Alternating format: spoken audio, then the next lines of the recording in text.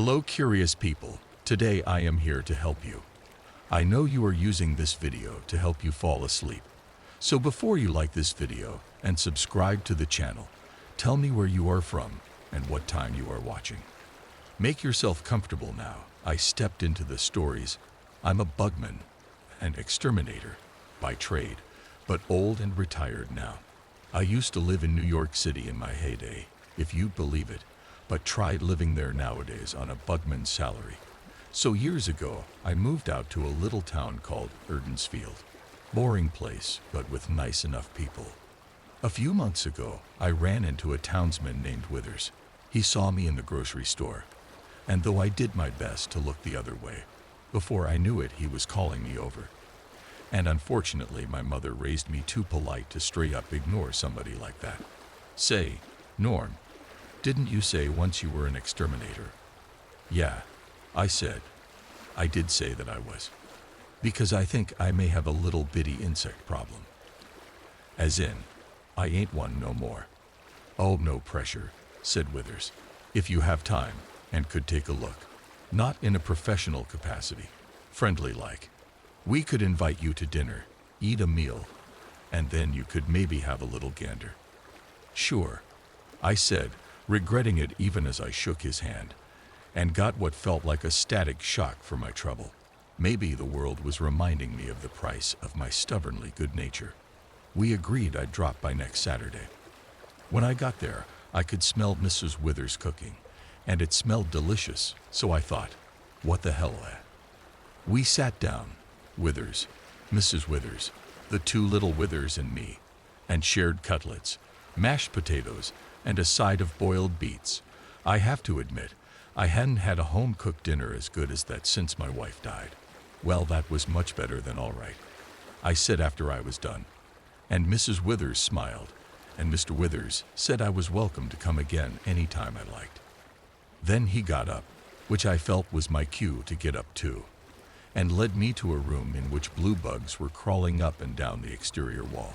They were a most extraordinary color. Used to be my office, said Withers, but I obviously can't work from here anymore.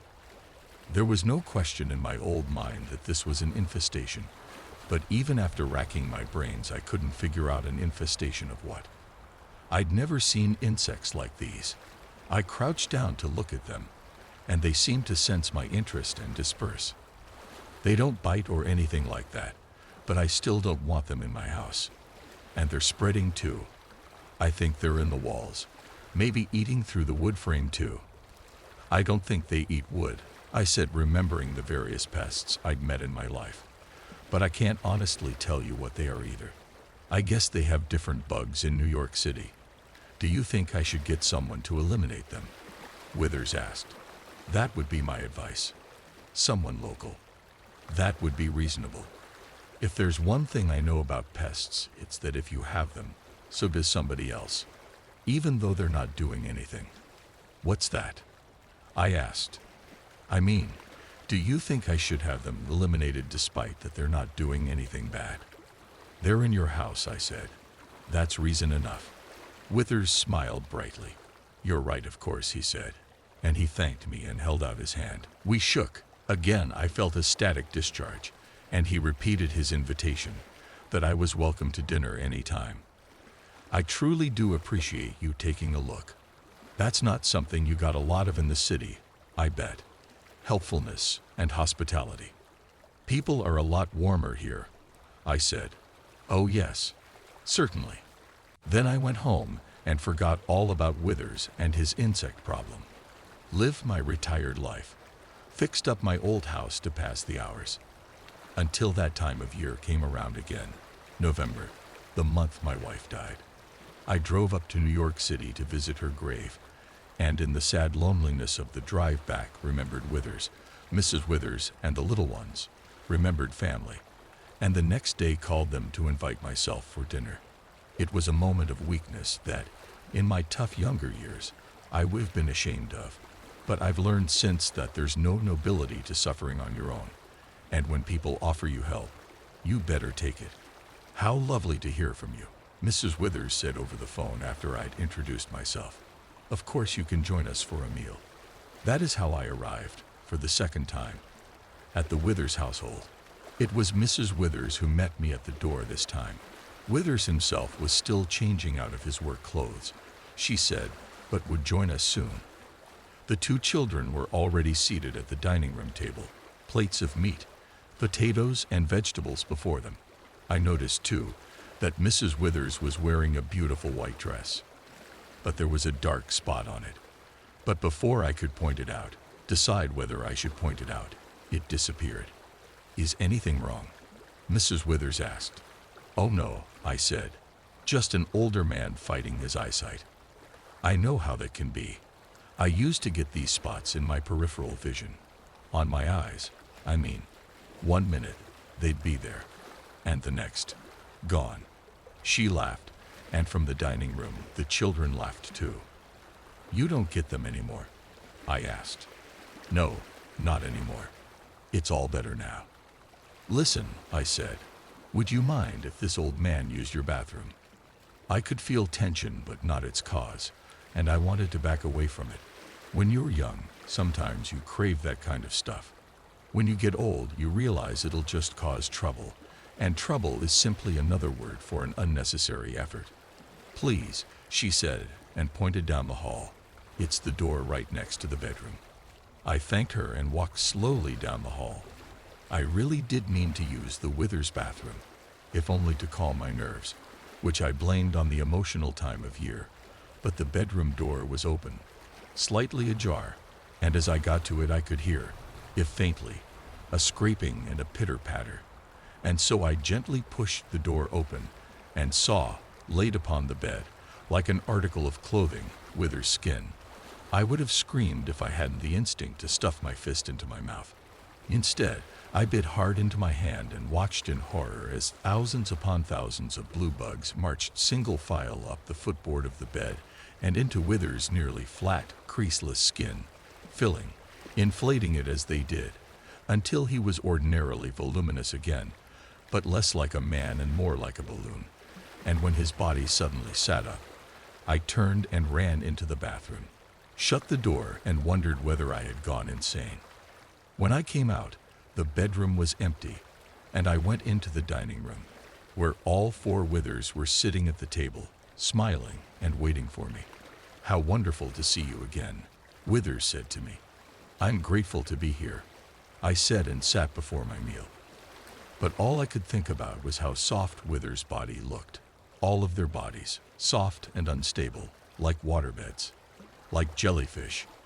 "Did you ever get that infestation sorted out?" I asked. "It turned out to be nothing," he said, as a small blue bug emerged from behind one of Mrs. Withers' eyelids, crawled across her unblinking eyeball, and vanished behind her lower lid. Resolved itself. No exterminator required. A few more bugs dropped from the youngest Withers' nostril, scurried across the table. Her brother opened his mouth and drooled, and on the end of that string of drool, dangling above his plate of food, was a bug. Well, that's the best. When the infestation resolves itself, I said, knowing that no infestation resolves itself. It wasn't even cold enough yet for some of the bugs to have perished naturally. The Withers said in unison, "We did find one other local exterminator, but we eliminated him. He wasn't doing any harm." Then again, isn't that just how you like it? I had fallen so deep into my seat now, I was in danger of sliding off it. Under the table, their voices combined in such an abominable way. "Shall you imbibe of him with us?" they asked. I swiped at the plate in front of me, sending it clattering against the far wall, forced myself up from my chair, and dashed for the front door, next down the front steps, tripping over my own feet as I did, and falling face first, but conscious against the cold exterior of my truck. They watched from the dining room window as I pulled open the driver's side door, crawled shaking inside, turned the ignition, and reversed out of the driveway onto the street. They may have even waved at me, and I could swear that from the inside of my own head, "You're welcome back any time," they told me. Any time at all. I didn't go home. I drove straight into the city, to its coldness and its anonymity. I rented a room and drank until I could hazily forget, even if only for a few hours, what I'd seen. I wanted to drink more, to drink so much that I passed out. But what prevented me was the most stabbing kind of stomachache I'd ever experienced. I ran to the bathroom, collapsed onto the countertop, and vomited into the sink. Blood, I thought, when I looked at what my body had expelled. But that was wrong. It wasn't blood at all. Not red, but dark blue. And moving, squirming. Hundreds of little blue bugs escaping down the sink drain and into the New York City sewer system. There was a new star in the sky last night. Now everyone is acting strange. I woke up this morning with a raging headache. I was out late last night celebrating landing a big account at work, and afterward I'd come straight home and crashed, barely even keeping my eyes open long enough to make it inside my apartment. I took an aspirin, showered, and dressed, watching a YouTube clip from yesterday about the explosion at T Coronae Borealis. Amazing how the explosion of a white dwarf, 3,000 light years away, could get so much attention here and now. But I guess new stars don't come along every day, more like every 80 years, according to the experts. I left my apartment and saw Ms. Simmons standing in the hallway. Great. I usually avoided her. She was a retiree who didn't have much to do since her kids moved away, and always wanted to gossip about the neighbors. Gossip wasn't really my thing, but she was so lonely that she was hard to say no to. So I often ended up trapped listening to her go on about who said what or who went where or who wronged whom. But today, she just looked at me with a weird smile, light glinting off her eyes. Too relieved to look a gift horse in the mouth, I briefly greeted her and jogged to the stairs, thankful for the reprieve. I left my building and walked to the subway station. Without paying much attention to anyone around me, I swiped my pass and boarded the train. As I sat in the car, something seemed different than usual. It took a second, but then I realized what it was. The noise I was used to. People chattering on their phones, playing videos, speaking rudely to each other, was gone. It was completely silent. I looked up and realized why. No one on the entire train was talking. Instead, they were all staring at me. And they all had the same look on their faces, a warped, disturbed smile, like they were seeing something that wasn't part of this world. Freaked out, I hurried off the train, wanting to get away as quickly as possible. But as I walked down the street, I noticed more and more people looking at me the same way, and some of their eyes shone with an unnatural light.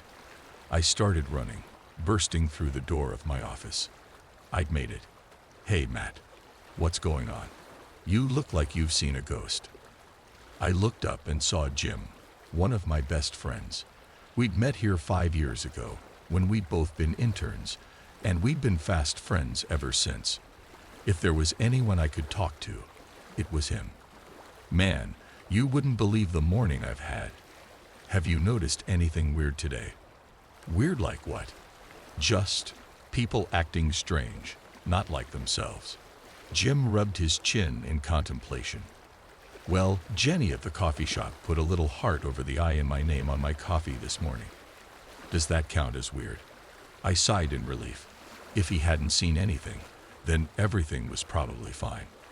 "No, I think that just means she has a thing for you. You should ask for her number." "What?" He responded in surprise. "No way, man. You're crazy." "Ugh, man," I replied. "If you say so. But when the new year comes and you're still single, don't say I didn't try to help." Relaxing, I went into the kitchenette to make my morning coffee. I didn't share Jim's morning Starbucks habit. I'd rather save the money and retire someday. Afterward, I returned to my desk and started working. Around lunchtime, Jim came over and sat on the corner of my desk like he always did when he wanted to shoot the breeze. "So, yes, what you said about Jenny this morning, were you just kidding?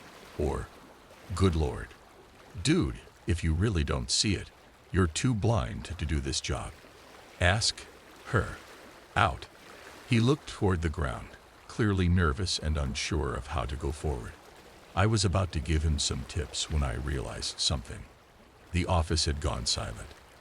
I don't mean everyone is focused on their work silent. I mean someone cut off the volume on the TV silent. I looked up, and my coworkers were looking our way, and they were smiling. Without looking at him, I said, "Jim, we need to get out of here. Now. Relax, man. We can head out to lunch in a few. I just need to get this last report in for Williamson." "No," I said, starting to worry. They were coming closer. "We need to get out of here." "Right, kicking. Now. There's no time to explain. I need you to trust me on this." He looked like he wanted to ask a question, but I guess the look of sheer panic on my face persuaded him. "Oak, man. Whatever you say." "Great," I said, standing up and heading for the door. "This way." I began to walk slowly and calmly toward the door, hoping not to push them into any sudden action. Jim followed along, matching my pace. But I could see some of them moving toward the door, and I knew that soon they'd cut us off, and we'd have no way out. With no time to think, I acted on instinct. I ran for the door. Although confused, Jim ran to keep up with me, but was looking at me with confusion. "Why are we running?" "No time. Just trust me. We have to go." He seemed a bit skeptical, but he kept running. Unfortunately, our coworkers started running too, and there were more of them. I made it through the door just in time with Jim right behind me. We ran out onto the street, but there was a mob of smiling figures. They turned toward us as soon as we stepped out, as if some sixth sense had alerted them to our presence. As one, they raised their arms and moved toward us. "What the hell is happening?" Jim asked, confused and panicking. "Keep running." I whispered back. We rounded a corner and ducked into an alleyway. We had lost them. I looked at Jim. He was a combination of scared shitless and completely befuddled. "What the hell was that?" he whispered. "That's what I was freaked out about when I got to work this morning. All day, I've been seeing people with that freaky smile chasing after me, and I could swear that some of their eyes were glowing. I don't know what it means, but I know I can't let them catch me." "Do we know what's wrong with them?" "No idea," I replied. "I'm really not anxious to go up to one and ask." He nodded at that and leaned back, thinking silently. But the silence didn't last. We heard another person running down the street away from them. He tried to cross the street and jump the fence, but the crowd caught him. I thought about going to help him, but there were at least 30 of them. What could I do? Before I knew it, the crowd was laying him down on the ground. They held down his arms and legs so he couldn't move, and then one of them held his head, forcing him to face upward, while another pried his eyes open. I'll never forget his screams. After a few minutes, he stopped screaming. Then the crowd backed away, and he stood up. He was the same as before, but not. He looked calm, sure of himself, and on his face was the same smile as the others, the smile that said he knew everything and had no cares in the world. I looked behind me, and Jim wore a look of abject terror. What? That's what I was trying to ask you about this morning, when I asked if you'd seen anyone acting strange. People are walking around like zombies with these weird smiles on their faces. Some of them chased me this morning before I got to the office. But what would have caused any of this? I'm not sure. The news was talking about some weird explosion in space that was visible from here last night. I think this was one of the only places it could be seen clearly. I don't know. That sounds crazy to me, but I can't think of anything else. Can you? Jim was silent. And now that I think about it, I think whatever it is got my neighbor too. She was acting weird this morning.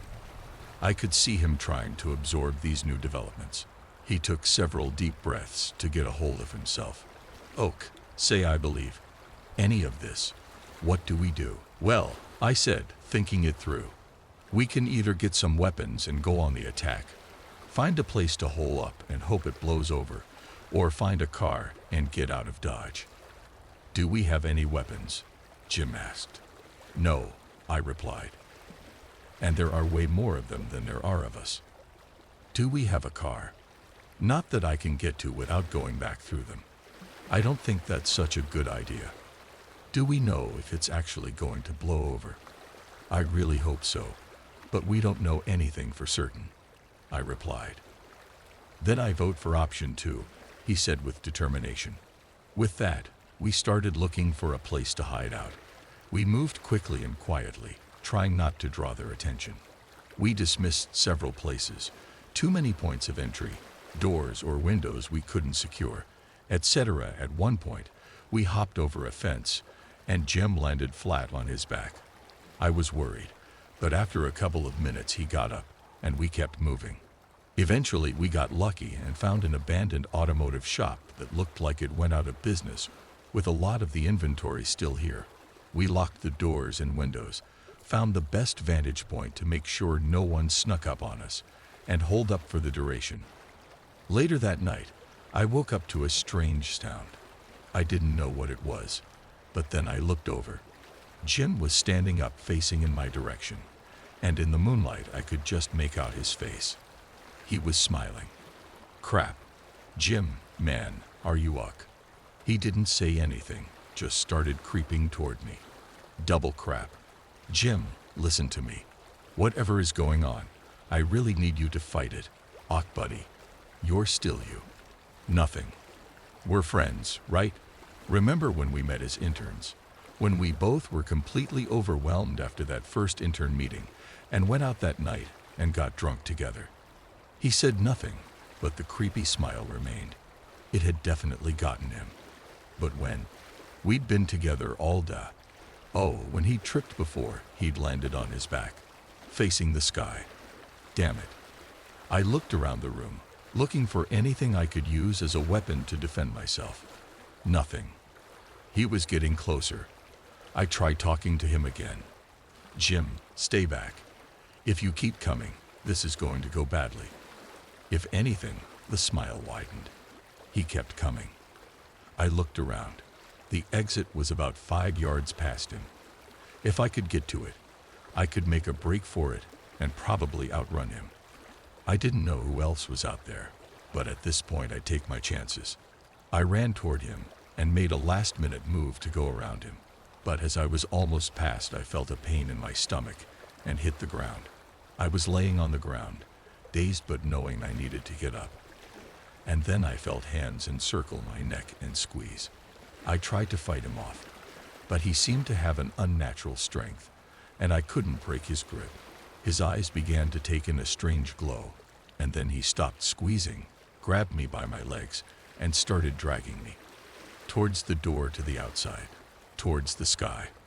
I knew if he got me out there, I'd be done for. Looking for any chance, I saw a forgotten wrench laying on the ground. If I could only reach it. My fingers dragged across it, and I lifted it and hit the thing that used to be Jim in the back as hard as I could. He didn't even flinch. What the hell was he? He kept moving, so I hit him again, this time in the arms. His grip loosened, and I pulled free. I stood to face him. He looked back at me, completely calm. The man I knew was gone. This thing looked at me with an unnatural expression on his face. Manic, demented, evil. Suddenly he jumped at me. I couldn't believe how fast he moved. But I was ready. I waited until he was almost at me, and then slid to the side and swung at his head as hard as I could. There was a crunch and he went down. Taking no chances, I swung again. And again. Finally, he stopped moving. I looked down and saw his face pointed up at me. The sight of his eyes faintly glowing, face twisted into a macabre grin as blood dripped down his skull, will stay with me until the day I die. Afterward, I knew I couldn't stay there. I don't know when more would be coming. I didn't have supplies, and I wasn't willing to stay with the body. I sat there, gathering my strength, and went outside after dark. After a mile, I lucked on an abandoned truck with the keys still in it. I drove as far as I could, stopping for gas and food when it seemed clear, and ended up in a small town on the other side of the country. People here are quiet. They keep to themselves, and they don't look at the sky. Since I got here, I've been looking on the internet, and I don't see any reports of anything like this happening elsewhere. I don't even see any info on it happening in my town. I've written everything down so I know it was real. I don't understand how this happened. I don't know why it only happened in my old town. There was nothing special about it. It was just like any other. And I don't know if it's over. But I know 3 things. I'll never look at the sky the same way again. If you're smart, neither will you. And if you hear of something strange in the heavens, or if the people you thought you knew start acting strangely, run. The silent rescuer. Anais was brushing my hair while her parents kept arguing in the other room. In moments like those, for the poor 5-year-old girl, I was the only source for comfort, as I was her favorite doll, a sweet, blonde little girl. I felt bad for her seeing her suffering. She did not seem to realize that I was alive and conscious. Who knows, she might have felt comfort, probably not fear, if she knew I was alive. She called me Luna. My name was Alice. At least this the name I was given when I was human. A little girl with curly strawberry blonde hair, like hers. It has been almost a century since I became an immortal doll. Almost a century since I was motionless. And most people thought I was just a very beautiful, realistic doll, with beautiful hair and a beautiful dress. Of course, I was unnaturally beautiful, like dolls made back in the day were beautiful like mortal humans cannot be, an idealized image of them, but lifeless. I have had the chance several times to look upon myself in the mirror, and I could say I was a true piece of art, something any educated upper-class little girl of my time would have appreciated. At least I would have loved to have such a doll when I was human. I was conscious then, although most of the time I existed in this world, I was both unable to move and have been unconscious. I was asleep most of the time because I wanted to, in order to save my straight, because I knew too well that, in order to be conscious and to be able to move, I needed a lot of effort and to drink human blood. And since draining me too much and losing any emergency force I might need would, as it seems, force me to be something pretty close to an inanimate doll, I had to avoid doing this at all cost. I never moved during the day either, as it seems sunlight makes it impossible.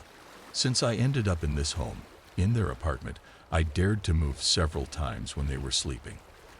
Anais' father fell asleep watching TV, and I thought it would be a good occasion to feed, thinking that the house cat should be blamed.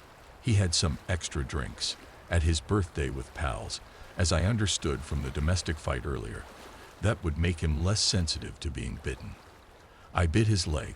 He felt my sharp fangs in his flesh as he moved, but I could not stop now. The warmth of his blood and life force found inside it took over me. He mumbled some swear words, and I heard the name of the cat among those. You see, I was in a Romanian apartment block, in Bucharest, the capital city of Romania, but I was born in Edinburgh, almost a century ago. I came to Romania at age 7 with my father, who was a diplomat. Since arriving, I lived with him only a few months before I was taken. I had little chance to master Romanian. I had a limited understanding of the language, though. A sudden twitch towards me gave me enough strength to let go and hide before the lounge. He rose, touching his wound, and went towards the bedroom. I crawled into the floor, hoping I would not be noticed, and got into Anais' room. Anais moved in her sleep as she heard my footsteps. She actually seemed to wake up, so I let myself fall to the floor, like I accidentally fell from the shelf. I stood on most of the time. The girl stood up, aroused by my movements, and the swear words of her father from the other room. I played dead on the floor. She slowly went towards me, and with a sad and playful tone said to me, "What are you doing there, Luna?" She took me up and tried to put me back on the shelf. I licked my lips fast for blood. She did not seem to have noticed. Anais was unable to place me there, so she decided to put me to bed with her. Being an expensive artifact, she was discouraged in doing this. At this moment I was still aroused by the blood and felt a strong need for more. As Anais kept me in her arms, I had to fight really hard not to bite her neck. Poor little soul.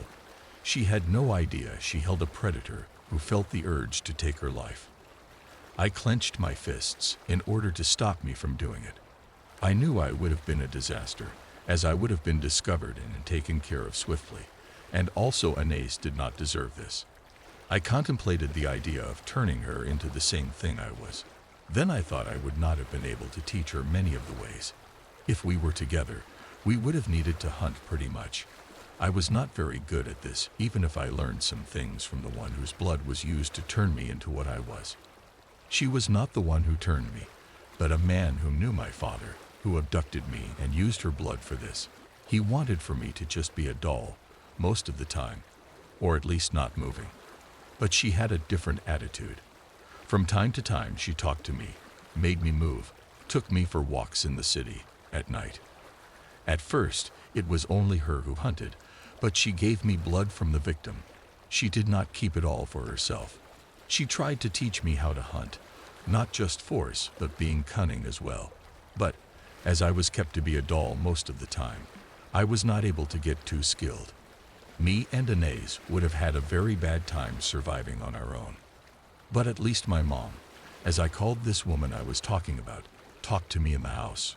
When I was awake, she taught me how to read and write. She woke me up when she read books and read aloud, so that I could hear myself as well what was reading. After a while, she even gave me books to read myself. She took a risk, as she was not allowed to do this. I had a terrible night. Before being able to settle down, I kept thinking of the immense strait I would have gained by draining Anais completely or of turning her into the same thing I was. I did not know if I would be able to do it, but since she was so small, I had a shot. No, it would have been worse than killing her. I was a monster, for sure. Perhaps it would have been better to have been killed altogether. I even planned ending my own existence, somehow. As Anais slept peacefully, she felt uneasy in my presence at first when her mother brought me in. I used to be part of a private collection before this, and before that, an exhibit in a museum. I have not much chance to rejoice of this glory, since I slept most of the time. Before that, I was a Christmas present for another little girl. I do not remember much, how long it took. It seems Christmas is close in here as well. I had no idea what year it was, what floor of the building this is. The TV was pretty big. The adults had shiny devices. I had no idea what they were or how they worked. Anais enjoyed them from time to time, and I peeked into them a bit as well. If I knew a bit more, I would have dared and used them myself, but I had no idea how. They felt uneasy in my presence, at least at first. Their human nature had an instinctual reaction for creatures like me. The cat hissed at me, even charged several times. Fortunately, while I was alone in the house with him, I showed him what I was capable of, and he kept a distance ever since. They all got used to me, and I was conscious even more than before. I do not know why. Perhaps being closer to actual human habitation and being in touch with them caused this. They seemed at ease with me now, but not at ease in general. As a matter of fact, even myself started not to be at ease, like something was insinuating itself in there, as Anais brought me down from the shelf, lying to her parents in order to have me in bed with her. They scolded her several times, fearing that I shall break, being made of porcelain. I was not made of porcelain, but of flesh and blood, but they did not know that. At least they settled down when they noticed I seemed unharmed by those falls. Anais held in her arms, and as she was asleep, I tried to hold her in mine as well. She was warm, the warmth of a living human I lacked and missed so much having. On the other hand, I felt powerless to just stop being a doll in front of them and speak to them. The magic that was upon me was strong. Yet, when I felt that presence the night before, staring from behind the door glass at us, I grabbed the hand of Anais and held her tight so easily. It was a strange fear, something I have not felt ever since I was human. I remember it felt like a presence I never saw in Scotland before I came to Romania. Anais seemed to have felt it too. That morning, I heard a conversation between Anais and her father. She seemed to have been scolded for having me in bed with her. She said something like she felt Baba was close to, and that she was very afraid. Her father said they had many problems already, financial or otherwise, that needed to be fixed, such as repairing the pipes of the radiator from the other room, and stop acting like that. Anais was disturbed to say the least, and I wish I could do something to help her, but I could not. It was during the day, and it was already pretty unusual to be awake at this time. In the end, her father said it will be hard, rough for her, but she needs to accept the hardship ahead, because it is for her own good, and that it would be better after the hardship came. Anais clearly felt that that hardship is something to be very afraid of. In Romanian, Baba is the name for the bogeyman. Indeed, what I sensed the night before felt very much like the fear I had back in Scotland, in dark nights, when I was alone in my bed, and I trembled and sobbed that the bogeyman shall come for me. After all I have been through for this whole century, I never forgot that feeling. And I have felt it again the night before and during that day. Something was clearly coming when night shall come. Anais felt the same. I could tell. I wished I could just move and speak now. You see, I am a creature of the night, of the dark. I do not feel well in the daytime, but this time, I was afraid of the night to come. I was not able to sleep at all that day. The adults kept on arguing that day as the autumn cold creeped in, due to the broken radiator. They scolded Anais for petty things. She came to me, trying to comfort herself. She played with me, brushed my hair. I usually did not like this too much, since my hair is very curly, and she often pulled it too much, tangling it, and made my scalp hurt. Took care of my dress and shoes. Fortunately, she never fully undressed me, as that would have revealed something surprising. Anais' grandparents come to visit at sunset. Something really weird was happening. As night fell, I became able to move. Anais was brought before the parents and grandparents in the other room. They kept telling her to obey and accept what shall come. That is for her own good. They'd raised their voice on her in a way I never heard before. They start to behave unnaturally, hard to describe how, but their attitude seemed clearly off. At some point, the doorbell rang, and Anais' mother said, "Well, he is here now, to take care of the radiator, then to take care of us. Behave yourself, and get ready." The apartment door opened. Anais ran to me, and closed the door behind her. She looked visibly scared and turned towards me. I looked into her eyes. I do not know if she realized this, as I could sense something was present in the other room, something I was not sure what was it, but anyway, I surely did want to face it. The parents and the grandparents were, mostly, silent, as it was clear that someone was working at the radiator to fix it. Was this just the plumber? No way. It was a matter of minutes since the maintenance shall be over, and the door will open. Anais started to sob, as she felt it too. I started thinking about a way to escape. The only way out was through the window. I did not know what floor I was at, but a pretty large tree was in front of the window. The only chance was to jump and grab a branch, and then, somehow, find a way down. I need to act fast now. I went down from the shelf. Anais turned at me. Looking scared, she stared at me, as she was probably shocked to see me alive. I looked at her. She wanted to scream. She looked horrified in my living eyes, that were not the eyes of an inmate doll. Then, I managed to do something I have not done for a long, long time. Something I did not know if I was still able to. I spoke. "Anais." I took a long breath and continued. "Anais, we need to get out of here." I said it firmly, yet it all felt close to impossible to achieve it. Anais looked at me, looked at the door and back and forth. Her lower lip trembled. I started to walk toward her, as she was only a few steps ahead. As I looked behind, I think her mind just blocked. Perhaps if I had revealed myself earlier, I do not know what could have been, but my mind keeps remembering those moments. The door opened. I did expect for it to happen so fast. An intoxicating light came forth. I looked in the room. It was the room I knew too well, but like from another world, a different world, with different dimensions, deeper dimensions. It was illuminated with a weird light, perhaps a lemony, perhaps a milky, or a combination of both. A light that neither natural nor man-made. In a way, it was more distant from natural light than made light. The parents and the grandparents of Anais came forward. They seemed taller, holding their heads a bit up, with eyes pretty wide open, but not very wide, that became grayish.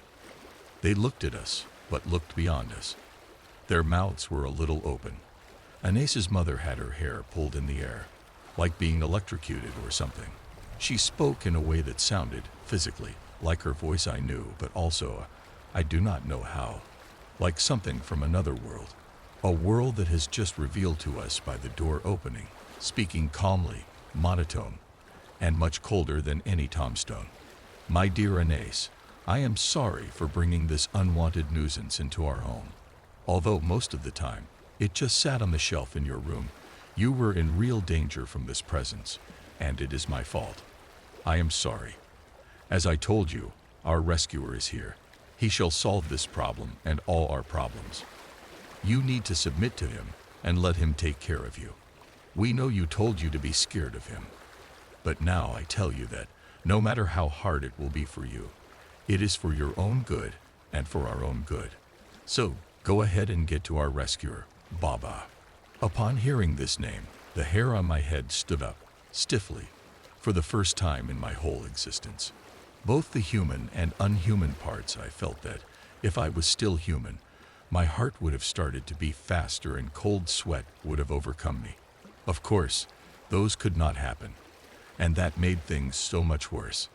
The room felt like a tunnel standing to get deeper. Then we saw him, the source of all the new reality I was experiencing. At first glance, it was an old man, a little bald, with mostly black hair yet, laid back, kind of greasy. He wore thick, framed, large glasses. His beard was clearly shaved, yet the stubs of the beard hairs made the face covered with lots of microholes, where the hair follicles were. He wore work rompers, typical to a plumber, with blue braces. It was pretty clear that this working man just finished fixing the radiator. Yet, he had no mouth. He looked at us silently, like coming, in an empty way to rescue us, our silent rescuer, our silent savior. I looked into his eyes, like abyssal gauges that absorbed my mind into them. Something in me tried to fight this, but the pulling got stronger, as not only the eyes pulled me, but also the hair follicles holes in his face also did that as well, as we were pulled in the deepness of something, getting further and closer at the same time. I opened my mouth. Anais opened her mouth to scream and appeared she could not, but then a wall-shaking scream came out of her mouth, allowing me to be able to scream, for the first time in my unhuman life, without realizing too clearly at the moment what was happening. I remembered trying to pull the dress of Anais towards me in a desperate move, but I was not able to achieve anything, as Baba came to us, to have us. I do not know, but I gave up on Anais, and especially the gaze of Baba, of his eyes, and of his beard hair follicles. I think I felt powerless in saving Anais, as he laid his hands on her, so I decided to just save myself, running towards the table next to the window. I managed to get myself to the table, as the parents of Anais took her and threw her towards the Baba. Her screams got stronger, as I managed to jump upon the table to the window and open it. Anais gave one last scream that reached the marrow of my bones, as I got ready to jump into the rainy night, and she let her head back, and something breached the whole thing, something that gave the strength to jump into the tree branch. I missed the nearest branch and I felt a little, only getting next to the lower floor of the building, until I unconsciously grabbed a lower branch with my hands, making me swindle in the wind. The unnatural light was behind and upwards, and the polluted city air made me move away from what it was in that apartment. I realized I needed to get down as fast as I could, if I wanted to live, as I was several floors high from the ground. I managed to use my hand to move close to the tree trunk, and settle there for a few seconds. I breathed heavily. Me, who breathed so little and softly that it is almost invisible. As I looked at the apartment and saw that unnatural light expanding from the window frame, like looking for me, I tried to climb down, but I tripped as the wood was wet. I managed to grab another branch, a lower one. As the light seemed to move slowly to the ground, or perhaps even stopped altogether, I had a decision to make. It was clear that I could not get down the tree easily, fast enough, since it was wet. So I decided to use what I just learned and let myself go in a controlled fashion. So I let myself go, hoping to be able to catch another branch before touching down. And my plan worked, although not as easily as I planned, as the fall went down swiftly and managed to grab a lower branch, as my heart went up to my neck. The light was more distant now and repeated this move, this time with greater success, until I got a branch not very far from the ground. I decided just to let go and hope for the best at touchdown. It hurt much more than I thought it would, but after a few seconds, I managed to move sideways on the ground, towards the tree trunk. The branches scratched my velvet dress, and dead, wet leaves stuck upon it, even felt scratched by the brushwood on the ground, and the dirty raindrops reached my pale, porcelain-like skin, but little did I care. The unnatural light was far up by now, and as I settled with my back on the tree trunk, I remembered Anais, started sobbing, and then, perhaps even crying. I do not know if I cried and just all went black soon, as I became my dull self on the wet ground. Who's a good boy? Delaney couldn't remember the last time he'd seen a dog. Not since all this zombie apocalypse stuff started, anyway. As far as he knew, the undead didn't eat animals. They were strict peoplevores, fresh, living humans only. But in all the chaos of the outbreak, most animals had made themselves scarce.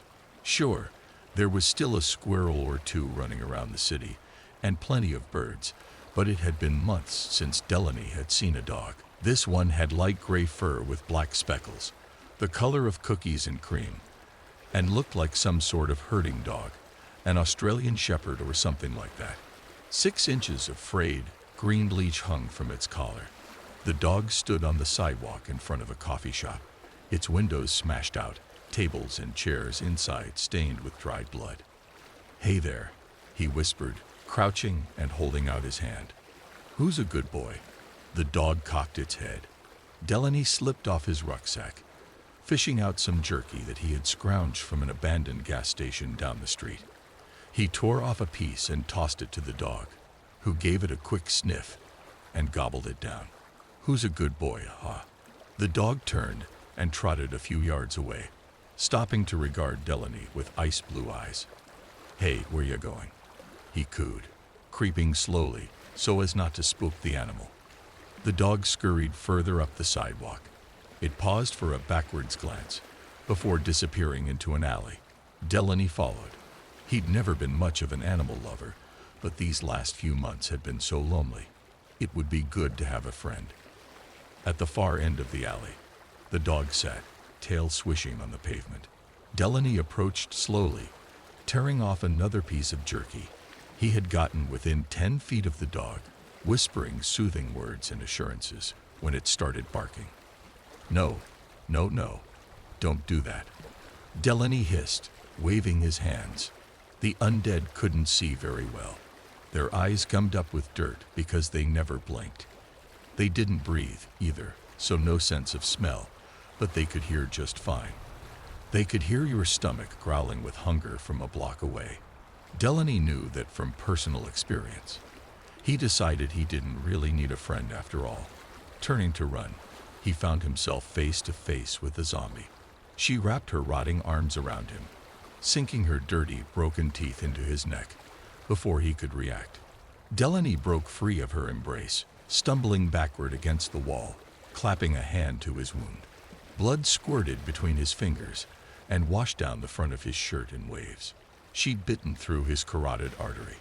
The strength went out of legs, and he slid to the ground. As she dropped down to bite into his calf, Delaney noticed the other end of the frayed green leash still looped around her decaying wrist. The dog watched her with adoring eyes. "Yeah, you're a good boy," Delaney thought, just before the world went dark. Still loyal to your human, even though she wasn't really human anymore. I woke up from a nightmare that wasn't over. Every single night since I got married 4 years ago, I've had the same dream. They say a nightmare is your subconscious manifesting what you fear most, and in my case, truer words were never spoken. Monsters and demons do little in the way of frightening me, so I never think about them. My wife's infidelity with my best friend behind my back, on the other hand, terrifies me. It's something I think about a lot. Between you, me, and the lamppost, my wife is out of my league, so it's possible that these dreams stem from the insecurity of a man who is punching above his weight class. It's Dan Hard being a homely, balding man with a bombshell wife. It's harder still when your tall and handsome best friend Jason, who introduced the two of you, used to sleep with her. Last night's dream was no different than the others. It began in the same manner as the ones that preceded it, with the song of my alarm clock. In a dream, you can be like anyone you want.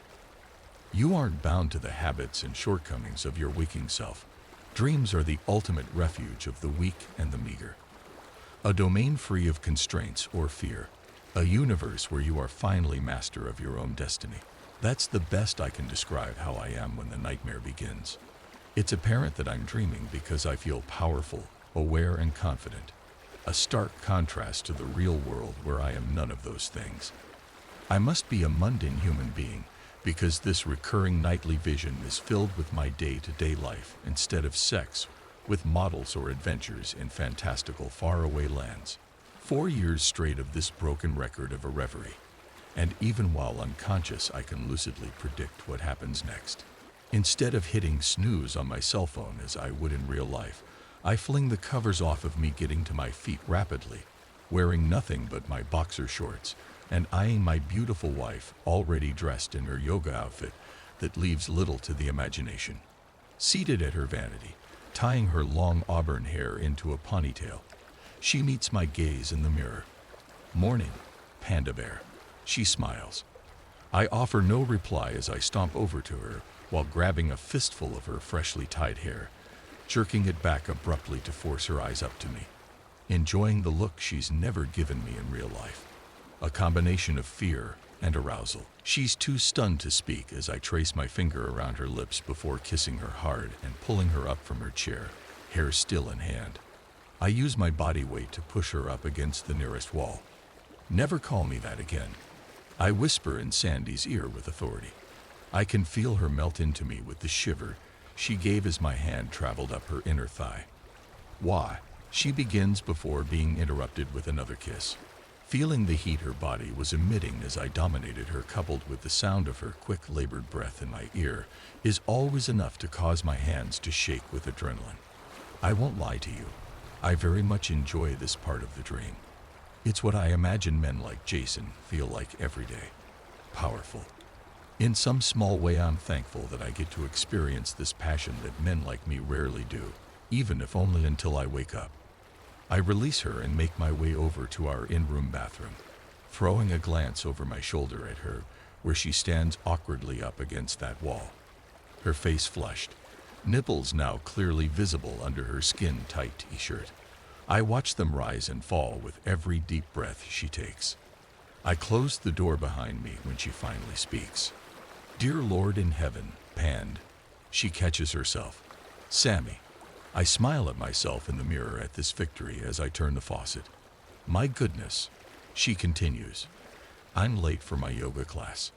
I hear her pick up the duffel bag from the floor.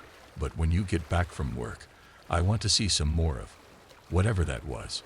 Her voice becoming smaller with each footstep she takes toward our front door. "Have a good day. Love you." When the front door locks behind her, I exit the bathroom. I pick up my phone from the nightstand to call my boss and wait for him to answer. "Hiya, Sam." His stupidly happy morning person voice greets me. "What can I do you for?" He giggles. "You can shut the asterisk up." I respond, mimicking his happy tone perfectly. "XQ." He begins apprehensively. No, none of that." I cut him off, shushing him. "I hate your stupid voice." I chuckle. "Don't speak." Just listen. This is another part of this that I enjoy immensely. It's the secret wish of almost every working man to be able to tell his boss where he can stick it. I savor every word that escapes my lips, leaving behind a sweet aftertaste on this newfound silver tongue. I gotta get something off my chest. I inhale deeply before starting. I hate your stupid voice. I hate your stupid face. I hate your stupid company. And in the name of all things good and holy, your wife's meatloaf is disgusting. He gasps through the wire. F*** you, Carl. I laugh at his shock. F*** you. You stupid ugly son of a bitch. I quit. I don't even take the time to hang up the phone. I just wind up like a baseball pitcher and throw it with all my might against the bedroom wall, causing a substantial dent where my wife stood moments earlier. Admiring the beautiful intricacies of the phone's shattered glass where it rests on the floor, I whistle to myself as I put one of my blazer jackets on, approving of my fashion choice combination of underwear and suit jacket in the full-length mirror by the door. Being caught without pants in a dream seems to be the fear of every character in almost all of the sitcoms I've watched. In my case, however, I find it oddly empowering. I leave the door to my house open behind me and enjoy how the grass of my lawn feels between my toes as I survey the prison known as the suburbs. My nosy next-door neighbor Carol is out tending to her flowers, staring at me from bended knee, garden spade hanging loosely in her gloved hand. Good morning, Sam. She calls out, confused but waving. Got the day off work. I can't contain my laughter as I shift my body in her direction. Ah, Carol. I smile. You nosy, joyless bitch of a woman, how the hell are ya? Folding my arms over my chest in mock interest. Her mouth hangs open at my response. Cat got your tongue. I say, taking a step towards her. That's incredible. I never thought I'd see the day you went silent. Another step. That's probably why your husband left you, you know. Mere feet away from her now, never halting my approach. You just can't shut the f*** up. I stop at the foot of her garden, towering over the clearly frightened woman staring up at me with her mouth still agape. And speaking of cats, if I catch yours shitting on my lawn again, I bend my body to put my lips right against her ear. I'll *king skin it. Then I'll *king skin you. She screams as I abruptly stand, raising my foot before bringing it down with all of my strength on her precious tulips, repeating the process over and over until every single flower is flattened into the earth, much in the same way Godzilla stomps buildings in a Japanese B-movie, laughing hysterically all the while. Bye, Carol. I scream after the old woman as she flees as fast as her fat legs can carry her away from me. Can't wait to see what casserole you make for the next neighborhood council meeting. I laugh as I fish in my pocket for the car keys to the candy apple red convertible Mazda Miata my wife asked me to buy for her. I laugh at its musical beep as I remotely unlock the doors on the way, and I laugh harder still at the ridiculous sound this tiny engine makes upon ignition in comparison to my black BMW that Sandy takes instead. I switch on the stereo as I peel down my street, tires screeching in the process. And I would do anything for love. I scream, singing along to the 90s Meatloaf hit that blares full blast through the speakers of the Miata as I drive like a madman to Jason's house, laughing at the zombies that inhabit this city as they dive out of the way of the speeding vehicle that blows every stoplight and traffic sign on the way to its destination, thinking they really should be thanking me for the thrill I'm providing for their empty domesticated lives. And these are the days that never end. I continue bellowing along with the singer, feeling the wind rustle in my hair as I drive the pedal down further with my dirty bare foot. I kill the ridiculous engine and exit the vehicle when I arrive. I notice my black BMW parked in Jason's driveway and run my hands over its sharp curves that are warm to the touch from being out in the sun. They must think so little of me to have the audacity to keep their evidence out in broad daylight. Still humming the song of my journey as I used the spare key he gave me years earlier to water his plants while he was away on business, gaining entrance, I shut the door behind me and draw the curtains. The bed creaks loudly and rhythmically from the upstairs bedroom, accompanied by the soft moaning of my wife and the percussion of skin on skin contact, musically tying together the symphony of adultery. I walk up the stairs, snapping my fingers in time with its tempo, which is remarkably similar to Billie Jean, bobbing my head to its beat, and when I reach the top, I break out into my best moonwalk towards the source of the music. The door is slightly ajar, and I can't help but notice a marble ashtray on the chest of drawers that faced the bed. 2 half-smoked cigarettes left smoldering in their own embers. Funny, Sandy demanded I quit smoking on our wedding day. She said she disliked the smell. Another striking example of her hypocrisy is the fact that she is face down as he takes her from behind, knuckles white, as she clutches the mattress, a position she told me she wasn't comfortable with. She looked plenty comfortable to me. Tempo never missed a beat. Jason, to his credit, is at the very least consistent. The door squeaks as I push it open further, alerting the lovers to my presence. Passing its threshold, I head straight to the cigarettes. I pick up the one closest to me and puff on it a few times to get it hotter. Shit, Jason begins as he wraps one of the sheets around his waist while dismounting my wife in a panic. Panda bear. Sandy chimes in, pivoting and pulling up a spare pillow to cover her breasts. All I can do is laugh at the futility of this motion of hers. No need to cover up, sweetheart, I say, putting out the cigarette in the ashtray I now held in my hand before picking up the other and repeating the process. Everyone has already seen what you got. I beam while shimmying my shoulders. Silence can be incredibly loud at times. Jason has both knees on the mattress, and walking over to him I notice that makes us nearly the same height. It's strange looking level into the eyes of a man you're usually forced to look up to. Sam, listen to me, he says, with one hand securing his makeshift toga, the other motioning up and down for me to be calm. I take one last haul of my cigarette as I stand before him, butting it out before I expel the smoke into his face. You know what, Jason? Barring my teeth, I don't think that I will. I place my free hand on his bare shoulder. But take a look at my wife over there. I'm sure she'll buy whatever it is you're selling. I gesture in her direction with my head. He turns to look at her, and I seize the opportunity to bring the heavy ashtray down onto the back of his skull.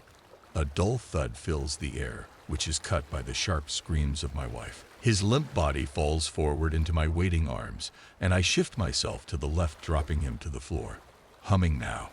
Sam, please. Sandy pleads, wide-eyed and terrified. I'm sorry. No, you're not. I wink at her as I throw a leg over Jason, who lay on his back. At least, I say, descending on top of him, sitting on my heels and watching as this handsome man looks up at me, eyes fluttering, waiting patiently as his disoriented mind makes the connection of what's to come. Not yet, smiling at him when it does. Please. He whimpers as I hover the ashtray above my head. The sound his skull makes when first struck with the marble cracks so loudly that it reverberates off the walls. By the 7th or so, it's muted to the sound of crunching leads in on. By the 17th, just wet thumping which continues until the ashtray is too heavy to lift. Oh God, what a rush! I yell while panting. My left eye twitching at the sting of the stray drops of blood that speckles my face. My naked wife sobs in the background, trying to make herself as small as possible against the tufted headboard of the bed, trembling violently. She gasps and pleads with me as I walk toward her. She continued to plead as I climbed on top of her. She pleaded at me with her eyes when my hands around her neck stifled her voice, making speech an impossibility. When it's done and my wife lay dead, I fish around her purse to retrieve my car keys, and I drive home in my black BMW as a symbol of my victory. Top down, breathing in the afternoon air aromatized with the scent of freshly mown lawns and hot pavement. I wave at the passerbys who cover the eyes of their children as they ogle the half-naked man covered in blood. I flip Carol the finger as she stares at me through the blinds when I arrive, and I light another cigarette as I closed the door that was already left open to my house. A smile breaks at my lips as it dangles, and I let out a sigh of happiness from the seat of my sofa. That's when I wake up, drenched in sweat, hands shaking at my remorseless ferocity. Though that hasn't happened yet. 4 years straight of this exact dream, and it's never lasted this long. It always ends with the smile. Yet here I am on the sofa, cigarette long since butted out on my coffee table, waiting to wake up. I write this to you now as blue and red lights fill my living room, casting sporadic shadows on the floor. Waiting still.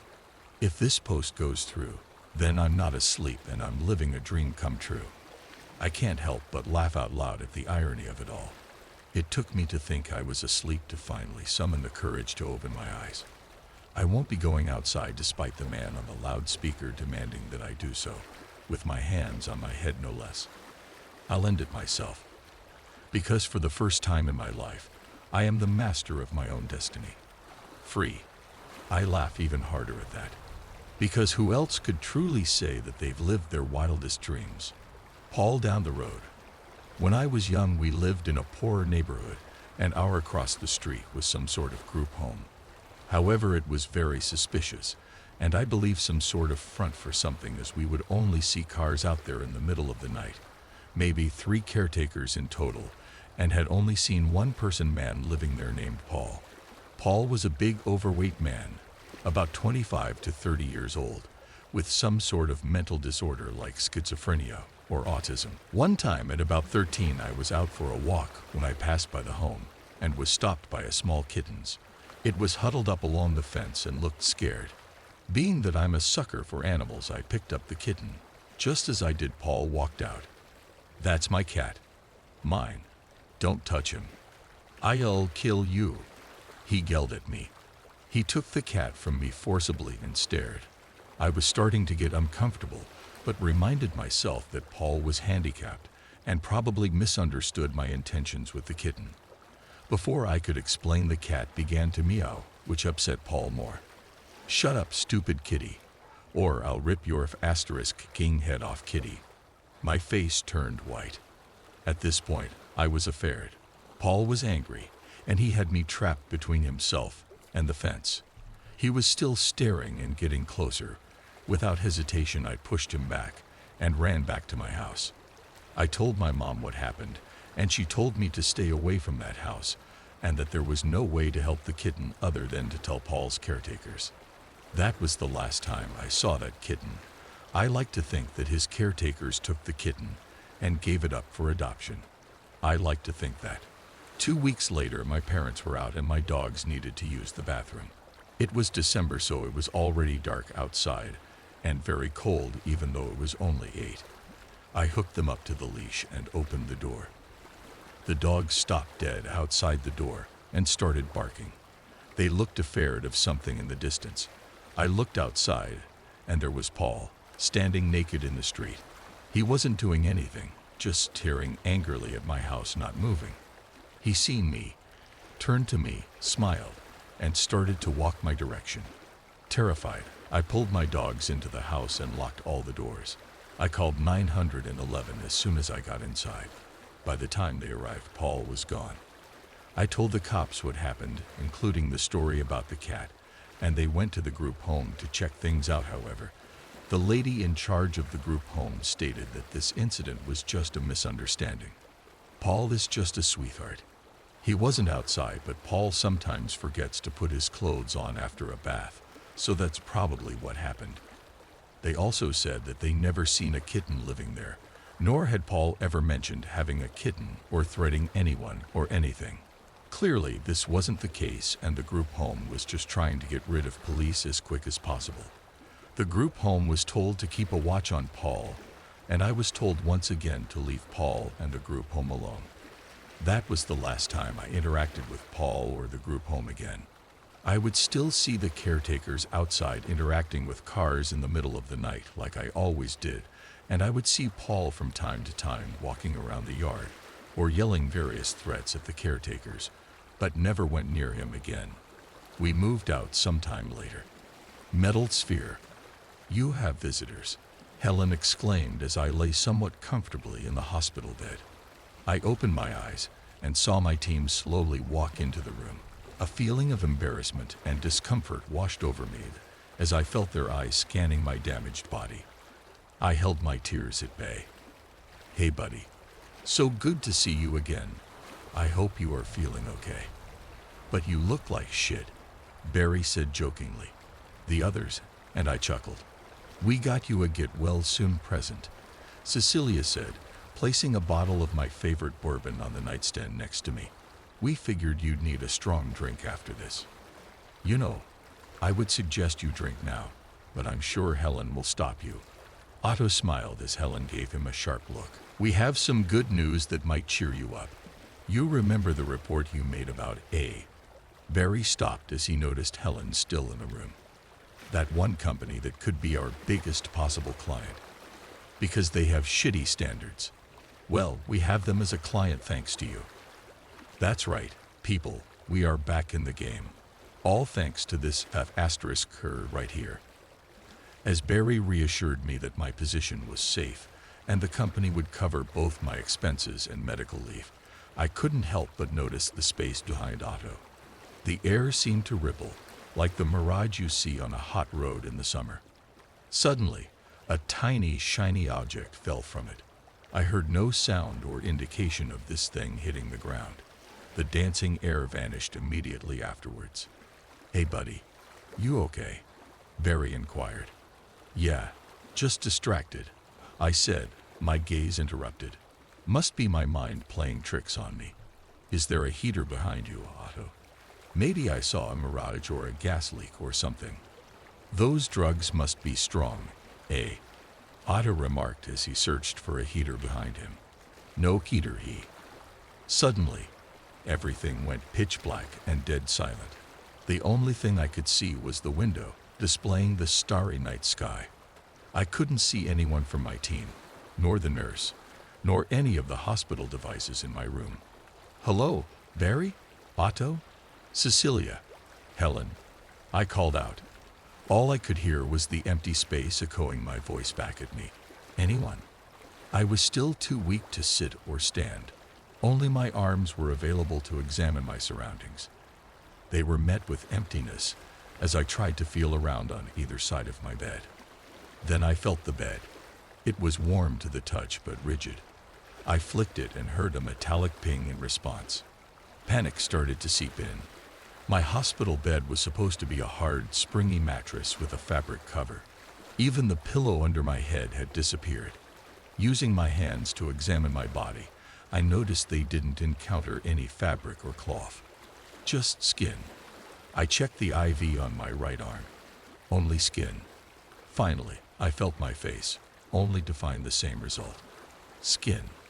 I was naked, vulnerable, and afraid in this vast, unnatural darkness. A few minutes later, I heard a constant high-frequency sound, like a mosquito. It was faint at first, but it gradually grew louder, as if the source was getting closer. Suddenly, my arms twitched and spasmed. There was no pain, but I couldn't control them. When the spasms stopped, my arms seized metal bars hidden in the pitch black on either side of me. I couldn't get my arms to let go. I tried using my legs to break free, but it was futile. I stopped struggling as I realized the buzzing sound was right in front of me. It was a mere inch from my exposed nose, a shiny, metallic, tiny sphere hovering motionlessly. All I could do was stay still and stare at it, fighting the urge to scream. After a few seconds, it ascended about a foot above my nose, as if to get my attention. Then it slowly descended, inching its way back towards me. I shook my head violently, desperate to avoid its probing. But it was futile. It mirrored my every movement with eerie precision. As it entered my left nostril, it paused momentarily. Suddenly, a high-pitched sound, reminiscent of a dentist's drill, pierced the silence. I closed my eyes, trembling, awaiting my fate. However, I felt no pain. I opened my eyes and found myself back in my apartment. Was it all a dream? I said to myself. I ran to the bathroom mirror and examined my nose. It appeared to be in perfect health. No stitches, no bandages, No discomfort as I touched it. I was wildly ecstatic. That dream felt so real, and I am glad that nightmare is over. My alarm clock showed 6:14 a.m. As I turned and took a step towards my closet to prepare for the day, I found myself unable to move. My arms fell limp at my sides, completely against my will. Then my body slowly turned towards the mirror, my eyes locking onto what felt like my very soul. My sheer willpower could not control my legs, my arms, my head. Even my own breathing was out of reach. I was trapped inside my own body, and I couldn't do a damn thing about it. Then it smirked at me. My own body smirked at me. I watched as it dressed in my typical work clothes, the dark blue long sleeves and black dress pants that took me hours to find at the mall, and the worn-out brown formal shoes I bought on sale during Boxing Day a couple of years ago. I couldn't feel the clothes it was touching, nor their smell. As it ate my cereal and milk for breakfast, none of the sweetness reached me. I couldn't even control the movement of my eyes. All I could do was watch and listen, trapped in a relentless cycle of torment. This malevolent force had taken over my body, my life, and all I could do was bear witness. It reveled in my suffering, forcing me to observe as it dismantled my existence piece by piece. Every joy and sorrow that awaited me in the future was now stolen, replaced by a void of despair. It thrived on my helplessness, feeding off my agony. I was powerless, a mere spectator to my own demise. I didn't know what I had done to deserve this fate, but here I was, plunged into a personal hell. As it arrived at my workplace, I could perceive everyone acknowledge it. "Welcome back. You look splendid," exclaimed Barry. "I can't believe the hospital discharged you only 2 weeks after your horrible freak accident." "I am a fast healer," it replied. "Shall we have a meeting? I want to continue where I left off." I screamed internally, knowing that no one could hear me. My colleagues smiled and nodded, oblivious to the horror that had taken my place. I was trapped, a prisoner in my own body, watching helplessly as it lived my life. The uncanny valley has my daughter. I don't know why I'm writing this. Maybe if I say it out loud, it'll make more sense. Maybe not. This happened 11 days ago. My wife says we shouldn't talk about it anymore, for Sam's sake. She hasn't stopped crying when she thinks I can't hear her, but I need to tell someone. I need someone to tell me I'm not losing my mind. We were driving back from a camping trip. Me, my wife, and our 2 kids. Ellie, 10, and Sam, 6. It was late, later than it should have been. We'd misjudged the distance, and the kids were whining about being hungry. So when we saw a diner, one of those 24-hour places that look exactly like every other diner on earth, we pulled in. There was hardly anyone inside. A waitress at the counter. An old guy in a booth near the back, staring out the window like he wasn't really there. We picked a table by the door. Ellie was the one who noticed it. She's always been the observant one. "Why is that man in our car?" I was distracted, looking at the menu, and barely registered what she said. "What man?" "In the car," she said, like it was obvious. "He's in my seat." I glanced out the window. At our car parked right in front of us. I didn't see anyone. "There's no one there, Ellie," I said. She frowned. "Yes, there is. He's in the back seat. He's smiling at me." The way she said it, it wasn't scared or playful. It was flat, matter of fact. My stomach knotted. I turned to my wife. She gave me a look like, just humor her, but something about Ellie's face stopped me from brushing it off. "I'll go check," I said. The car was locked. No sign of anyone inside. I looked through the windows, even opened the doors to check. Empty. I told myself she was just tired. Kids imagine things. When I got back inside, the booth was empty. My wife was standing, frantic, calling Ellie's name. Sam was crying. I scanned the diner. The waitress looked confused, asking what was wrong. Ellie was gone. We tore that place apart. The bathrooms, the parking lot, the kitchen. Nothing. My wife kept yelling at the waitress, asking if she saw anyone take Ellie. The waitress just shook her head, looking more and more panicked. The police came and asked all the questions you'd expect. The cameras outside the diner didn't work. They said they'd file a report, but I could see it in their eyes. They thought she'd wandered off. She didn't wander off. I've been going back to the diner. I don't tell my wife or Sam. I just sit there, staring out the window, holding Ellie's shoe, wondering what happened, watching for the old man. I can't stop thinking about him, how he didn't eat, didn't talk, didn't even look at us. Just sat there, staring out the window. I'm sure he had something to do with it, but I don't know how. The last time I went, I sat in my car afterward. I was so tired I must have dozed off, and when I woke up, I saw her, Ellie. She was in the diner, sitting at the booth where the old man had been, smiling at me and waving. The old man was behind her, standing still as a statue. I ran inside, but they were gone, just gone. I lost it. I started yelling, demanding answers from the waitress and the cook. I must have looked like a lunatic. When the cook tried to calm me down, I punched him. The police came. I was arrested. They let me go the next day, on my own recognizance. I was given a no-contact order for the diner. And now I'm sitting here, terrified, holding a shoe and knowing I'll never get answers. The police are sure she's gone, maybe kidnapped, maybe dead, but I can't make myself believe that. I can't stop seeing her face in the diner, smiling and waving. If I ever saw her again, would I even be able to save her? Or would she vanish, just like before? I don't know what to believe anymore.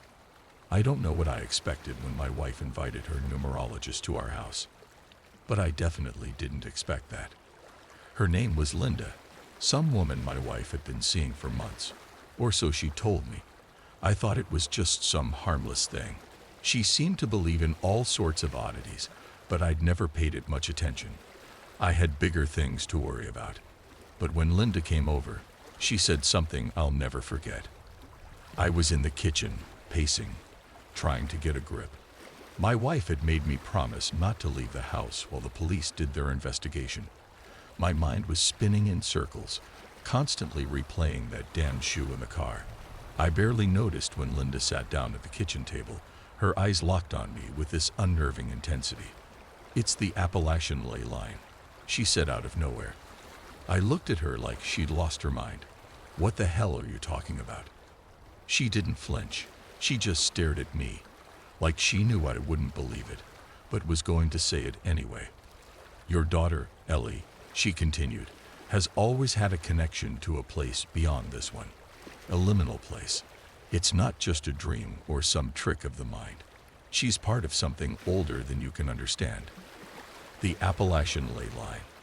It's ancient, and she's the 760th watcher." I couldn't help it. I scoffed. "A watcher? What is this, some kind of role-playing game nonsense? You seriously expect me to believe this?" She didn't even blink. She was calm, almost too calm. "Ellie has assumed the role of the sole observer. She sees what no one else can. Her disappearance. It's not a tragedy, not a crime. It's a natural consequence of her ability to see what others cannot." I felt a cold knot of panic tighten in my stomach. What was she saying? I could barely keep my hands still. "Listen to yourself," I snapped. "This is a bunch of made-up garbage. I don't care what kind of scam you're running, but..." Before I even realized what I was doing, I grabbed her by the arm and shoved her toward the door. My wife jumped up, shouting at me to stop, trying to pull me back, but I couldn't hear her. I was done. I was losing my mind, and all this nonsense, this ridiculous story about ley lines and watchers, was the breaking point. I don't know how it happened, but in the chaos, my elbow caught my wife in the face. She staggered backward, holding her cheek, eyes wide with shock. The sound of her gasp snapped me out of it. I looked at her, her face swollen already. And then I saw Linda staring at me, her eyes wide with a mix of fear and disgust. I couldn't breathe. I froze, realizing what I'd done. That's when the police showed up. My wife had already called them. I was arrested again, this time for aggravated second-degree assault. On Linda and on my wife. They took me to the station. My wife didn't say a word. She wouldn't look at me. I was left in a cell, feeling like the last shred of sanity I had left was slipping away. I was released the next day, on my own recognizance, but the cops gave me a no-contact order for my wife, and 2 counts of assault to deal with. I tried to go back home, but my wife was gone. I ended up in a hotel room by myself. The place was cheap, just a room with cracked walls, and a bed that didn't even smell fresh. I had a shower and then tried to get some sleep. It was late. I'd gone to bed exhausted, my mind a mess. But I couldn't sleep. I got up, needing to clear my head, and went into the bathroom. The mirror was still fogged over from the shower, and I almost didn't notice at first. But when I looked again, I saw it. I love Dad, Ellie 760. The letters were traced in the fog. It made my stomach drop. I stood there, staring at it, like I was in some kind of trance. It couldn't be her. It couldn't be. But the words minus 760, the same number Linda had mentioned. I rushed back into the room, staring out the window at the road, at the diner. It was some distance away, down the flat, empty road. The place was deserted now, just like always. But I couldn't stop looking at it. I could feel the pull of that place. The diner, that spot, that connection I didn't understand. I feel like I'm losing my mind. I have to be. I can't explain the way I felt when I saw those words. It was like something inside me snapped. Ellie's message wasn't just a note, it was a sign. She's there, but not in the way I want her to be. Not in the way I can understand. I work at a secret government facility, and something really strange is happening here final. Buster growled softly, baring his teeth at me as he stood in defiance. His stance rigid and unyielding, his tail stiff, and ears pinned back.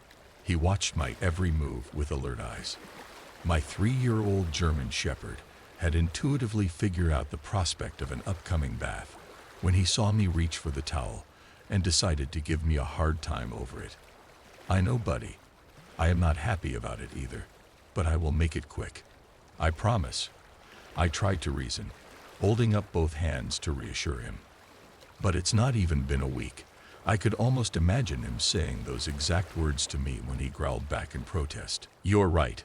But listen, man, you're dirty. I can feel your presence from here, I said, standing 10 feet away and pretending to cover my nostrils with my finger. Buster, of course, didn't care and continued to defy without hesitation. I put my hands on my hip and sighed. My glance immediately shifted to a hose attached to a tap outside my quarters. Tell you what, I'll make it worth your while. You don't mind the jet spray, right? In fact, you even tolerate it sometimes, I said, pointing to the hose located only a few feet away. How about a little cooperation now, and I'll make you your favorite meal a little later? I asked him, while reaching out to pick a can of chicken liver from the kitchen. As I dangled the can in my hand, I could see it slowly chipping away at his resolve, his mind grappling with the pros and cons of my new proposal. A moment later, Buster barked at me twice and slowly made his way out of the house. He sat by the garden tap, ready to receive his bath. I took a handful of lotion and began to rub it against his torso to remove all the muck and grime that was sticking to his body. We had been quite busy lately, guarding the base and conducting multiple patrols along the perimeter every day. The rain a few hours ago certainly didn't help matters, with Buster leaping over puddles of water and actively rolling in the mud to escape the desert heat. I had to use a brush to remove the layers of dirt that had caked all over his body. It's been a strange week, to say the least. The days were busy but peaceful, while the nights brought scattered random sounds. Their origins were a mystery, as they appeared not to originate from the base. But I wasn't too worried about it, not yet anyway. There is an air base located a couple of hours away from the facility, and it wasn't unusual for them to conduct sorties at odd hours in the night. I assumed they were probably testing out some new technology. My colleague Joe thought the same thing as well, but we couldn't take any chances, and we both had a job to do. So we conducted regular patrols around the base just as a precautionary measure. But deep down, I felt something nagging at me, like I was being watched by someone or something. I couldn't exactly put it into words. For a second, I wondered if Buster too felt the same way when I saw him suddenly lift his head up, listening intently with his ears up in attention. I quickly turned back to check if there was anybody standing behind me, but I found no one. When I turned around to face him again, I saw him looking up at the night sky, his gaze focused and unwavering. "What's it, buddy? You see something?" I asked him as I cleared away the foam from his face. Moments went by slowly, and then, just like that, as if nothing had happened, he put his head down and began pawing my leg, urging me to finish his bath. I sighed again and turned on the hose to wash off all the soap. He finally looked presentable, and I have to admit, his coat glistened beautifully under the moonlight. Before I could reach for his towel, Buster swiftly moved in to close the gap between us and looked me in the eye dead serious. He then shook his body vigorously, much like a wet dog trying to rid itself of wetness, and trotted off without bothering to look back.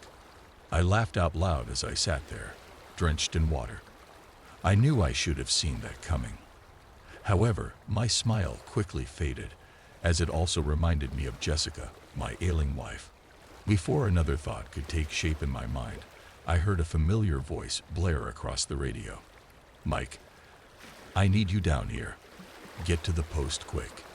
It was my colleague Joe, and I replied back in the affirmative. I quickly grabbed my gear and signaled Buster to follow after me.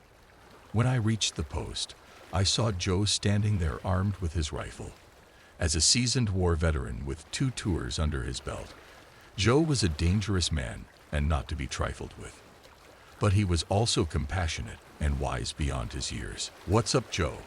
I inquired as I approached him near the entrance of the base. "I am not sure yet.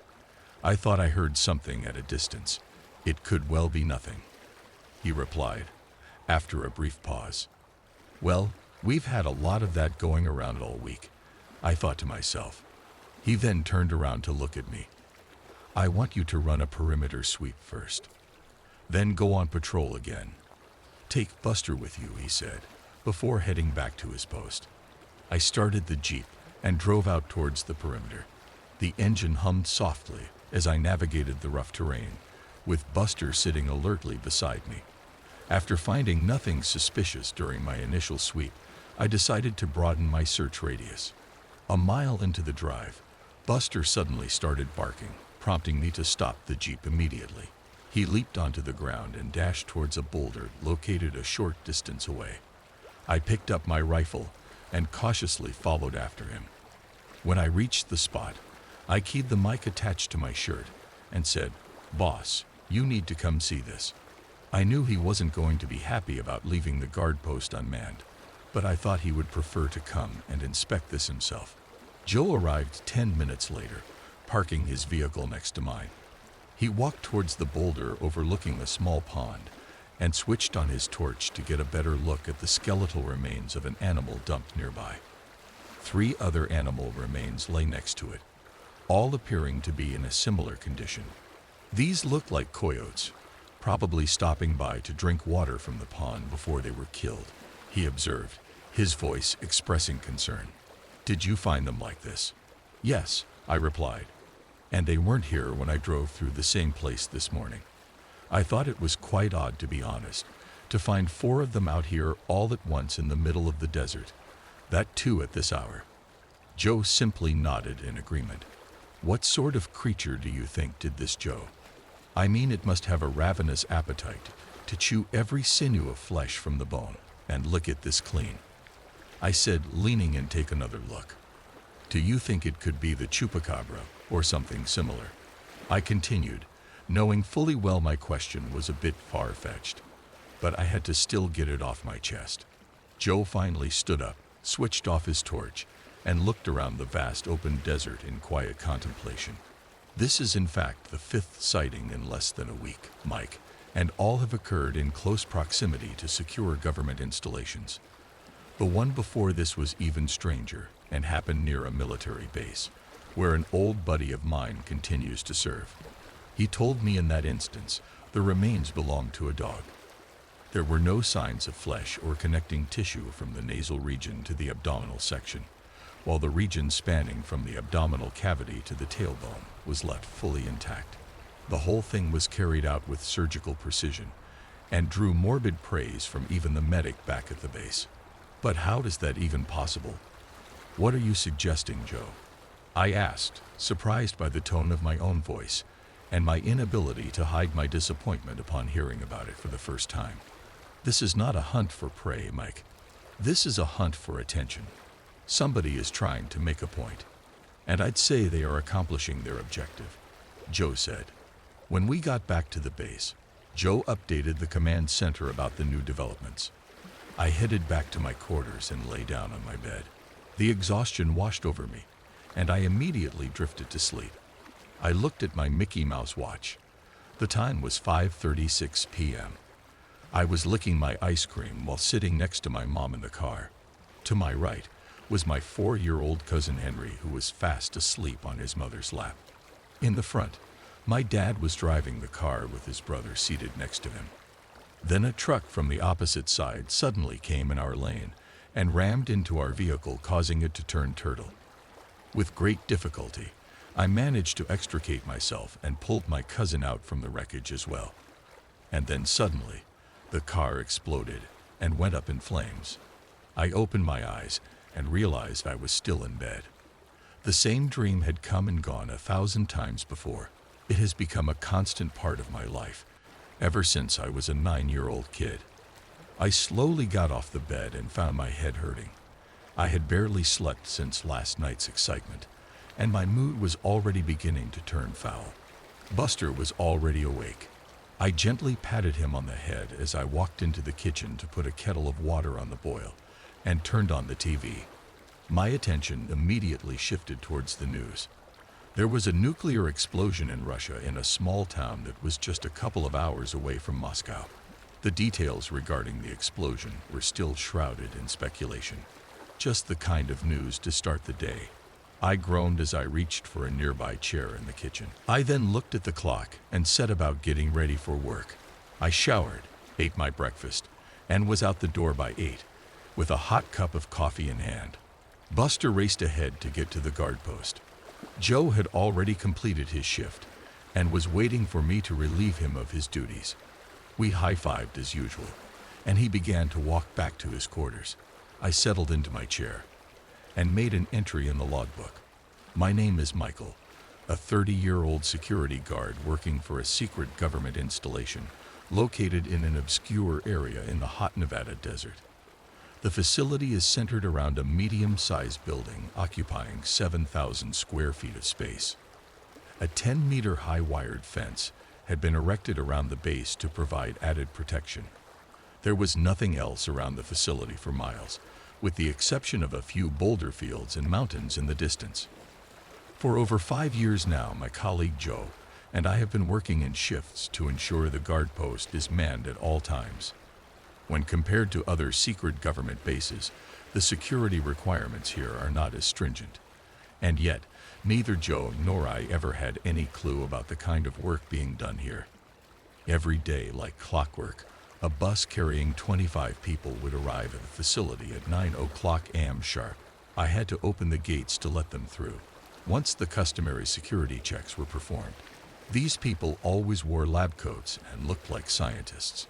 They would work in the facility until 5:00 p.m. and leave by the same bus at the end of the day. In all that time, they never once smiled or waved at me. It was as if their bosses had strictly informed them to not even initiate eye contact with people outside their circle. Anyway, I never took offense to any of that. My job was to provide security to the facility, and I was doing that to the best of my ability. As I sat back in my chair, ready to take another sip of coffee, my phone began to ring. It was from the hospital, and I answered it. A minute later, I called Joe and asked him to stand in for me. He immediately understood. When he arrived at the guard post, I apologized for the inconvenience, and Joe simply nodded with a reassuring smile. As I was about to climb into my Jeep, I pointed my finger at Buster and said, "Stay. Take him with you, Mike. She will be happy to see him," Joe said, quickly intervening. "But boss, I don't want to leave you here alone after last night," I protested. Joe waved his hand dismissively. "Get going, Mike. That's an order. And don't worry about me. I'll be fine. Go see Jess and tell her I am rooting for her," he said, before walking back to the guard post. I put a leash on Buster and climbed into the Jeep with him. I started the vehicle and began driving towards the city to check on my wife, Jessica. She was receiving treatment for lung cancer at St. Mary's Hospital, which was a 5-hour drive from the base. Jess had never smoked once in her life, and for her to go through all this hardship really broke my heart. I would have normally liked to stay by her side during this crisis, but I could not afford the cost of treatment on my own. Thankfully, the insurance from my government job so far helped me cover most of the medical expenses. After arriving at the hospital, I headed straight to her room and found her with tubes attached to her mouth. She was heavily sedated and looked like she was in pain. Buster was standing by the door looking glum. He could see that Jess was unwell. Buster came into my life as a surprise birthday gift from Jess, and he has been a part of our family ever since. The people working at the hospital regularly allowed him inside the premises, knowing fully well that his presence always helped to uplift her spirits. I came to know from the doctor that Jess had suffered a heart attack due to long-term COVID complications. While she was stable and out of danger for now, she did need to undergo an emergency surgery within the next 3 days. The surgery alone would cost $30,000, and that was not covered by my insurance policy. I pulled Buster by the leash to tell him it was time to go, but he kept resisting. He wanted to sit by her side for some time, even though she was unconscious and unable to acknowledge his presence. So I too pulled up a chair and sat beside him. It immediately brought back happy memories of our marriage. We used to spend our summers going on long drives, visiting natural parks, or idly sitting by the beach, enjoying good food, and playing all kinds of sports. Jess and I would also often embark on scenic routes with no particular destination in mind, allowing the road to guide us towards hidden gems. Whether it's a visit to a historic village or a hike through a lush green forest, all the shared experiences helped strengthen our bond as a family. The two of us also enjoyed using Buster to pull pranks on each other. Whenever Jess gave him a bath, she would command Buster to go shake in front of me, and I would get drenched in water, leading to fits of laughter all around. It was one of her favorite pranks. So when I saw my wife on the bed with tubes attached to her mouth, I got the reality check I needed. I stood up from my chair and yanked harder at his leash. He didn't resist this time and followed after me. I walked out of the hospital feeling a bit dazed. As I started to drive back to the base, my mind was busy trying to come up with solutions. I had only $2,000 in my bank account, and that clearly wasn't enough. Maybe I could contact an official from the government and apply for a loan, I thought to myself. I kept driving while mulling on the best course of action. Then, at a certain point, I suddenly snapped to my senses and immediately stopped the car. I had been driving for over 4 hours now. It was 7 in the evening, and night had already fallen. Yet, I could not spot the base in the distance. Usually, by this time, the floodlights would have been turned on, and the facility would be easily visible for miles. Instead, all I could see up ahead was pitch black darkness. Something was wrong. I tried calling Joe on his phone, but he was unreachable. I pressed the gas pedal and drove as fast as I could. When I finally reached the facility, the situation looked much worse than I had feared. The entrance gate was left half open, with no one manning the guard post. The entire building just sat there in the darkness with no power. I tried calling on Joe's number again. No response. I then called Joe's boss, who was stationed in Carson City, to inform him of the situation and possibly request reinforcements. He was unreachable as well. What on earth is going on? I asked myself. This was completely bewildering on so many levels. I slowly drove up to the base and stopped the jeep a short distance away from the front gate. I wanted to be able to make a quick exit if things turned hostile. I took a torchlight from the dashboard and unfastened my sidearm from the holster. After getting down from the vehicle, I softly whistled towards Buster to follow me. When I walked past the gate and checked the guard post, I saw a body lying face down on the floor. From a distance, it was difficult to identify the person clearly, but as I got closer, I recognized Joe's uniform. I ran towards him and turned him around and got the shock of my life. I stumbled back in fear and hit the floor hard. I don't know what they did to Joe, but he was lying there dead. Very dead. It was like he had been zapped or electrocuted. The only thing that was remaining of him was his skeleton. Not an ounce of flesh was visible on his body, and yet his uniform looked in pristine condition. How is this even possible? I asked myself. It immediately reminded me of the dead coyotes I found on patrol the previous night. Could this all be somehow related? Was this an execution? And was this carried out by the same group of people? I wondered. Joe's rifle was still there, leaning against the wall. I holstered my sidearm and picked up his rifle. I checked the magazine. He hadn't fired a single shot. I then turned on the tactical light and started moving towards the government facility. No one could enter this building until they had a high level of clearance, and every person who had clearance was issued an electronic key card to gain access. So I was shocked to see the door was left ajar here as well. Before entering, I headed back to check the junction box. The darkness was making me paranoid, and I wanted to see if there was anything I could do to fix it first. When I reached the box, I discovered that the power had been deliberately shut down. I turned it back on, and the entire place lit up like a Christmas tree. But the whole facility wore a deserted look. The bus that was usually used to ferry the scientists was still parked at the parking lot. I doubled back towards the entrance and slowly entered the building with my rifle pointed forward. This was the first time I was setting foot inside the facility. And if this was supposed to be a top research lab, I wasn't seeing any signs of it. The place had been hastily evacuated. There was not a single soul in sight. All I could see was waste paper and computer cables strewn across the floor. Everything else had been cleared out. Buster then took off on his own and dashed towards the far end of the building. Something had caught his fancy, and I followed after him. He stopped against a large couch and started barking at me. I looked down and could see something metallic hidden underneath. I stretched my hand to retrieve an aluminum briefcase with blood stains all over it. Someone was obviously holding onto it for dear life, and then tossed it underneath as a last-ditch attempt to prevent it from getting into the wrong hands. Did the scientists manage to escape? Or did something bad happen to them, like it happened to Joe? Could the nuclear explosion in Russia have something to do with this? Are the two countries about to go to war? Is this to be viewed as an escalation?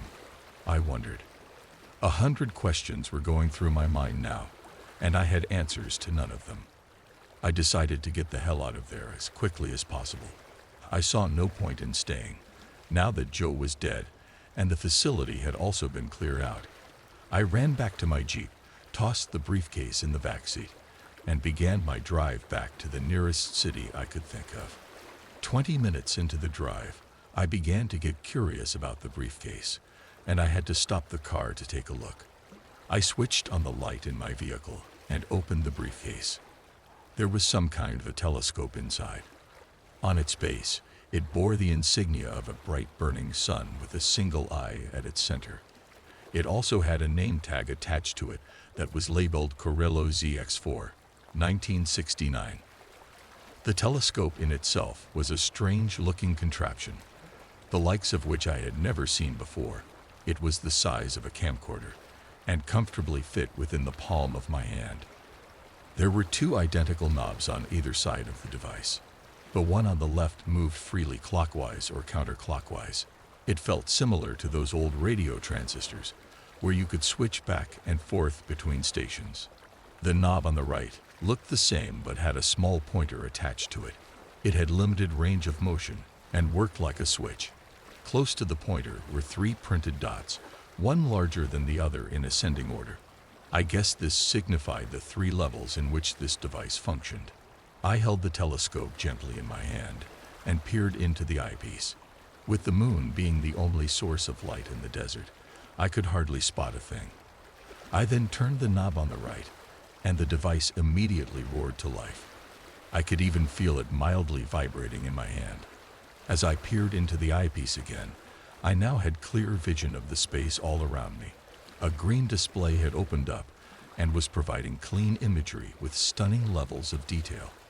I slowly started to turn the knob on the left, and the telescope began to zoom in and out. I could now clearly see the creatures of the desert, miles away, coming out their holes, looking for prey, their heat signatures capturing perfectly the contours of their own bodies as they moved swiftly across the sand.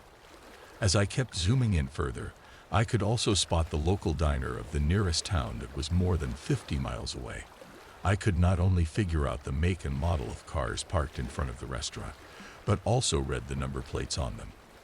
And then I looked upwards, pointing the telescope at the night sky, hoping to see the stars a little more clearly.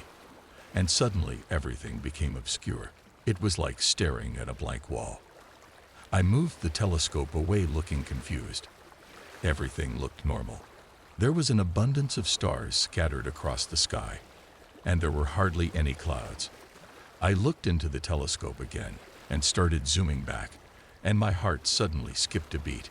Thousands of feet high up in the sky, a large spaceship was hovering midair. It was big enough to accommodate an entire football field. I could feel my heart pounding in my chest as I just kept staring at it for several moments. Then I slowly began to pan the telescope across the skyline, and soon realized that I was in for an even bigger shock. There were at least 2 more spaceships thousands of miles away. Make no mistake, they were clearly visible as the one I was standing in front of. "Och, Mike, what else you got?" I said out loud to myself. I then turned my focus back to the ship in front of me and turned the right knob again. The second dot got highlighted on screen, and the telescope suddenly zoomed in to reveal the insides of the spaceship. The unfolding images were a little grainy, but still definitive enough to provide sufficient visual quality. It was like an X-ray, CT scan, and MRI, all rolled into one. As I kept adjusting the left knob to get a clearer visual, I could see a large workstation occupying most of the space inside the ship. Close to the panel, 2 people were standing and conversing with each other. They did not look human at all. In fact, they looked like aliens. By this point, I was already sweating even as the cool winds of the desert were hitting my face and ruffling my hair. I continued to stare into the telescope, completely transfixed. I turned the right knob one more time. The last big dot got highlighted on screen, and then I suddenly started hearing weird noises. Buster, who was keeping silent all this while, let out a soft howl and dug his face into the sand. But the noises didn't stop. It sounded odd and animal-like, like the garbled speech of someone attempting to speak with a mouthful of water.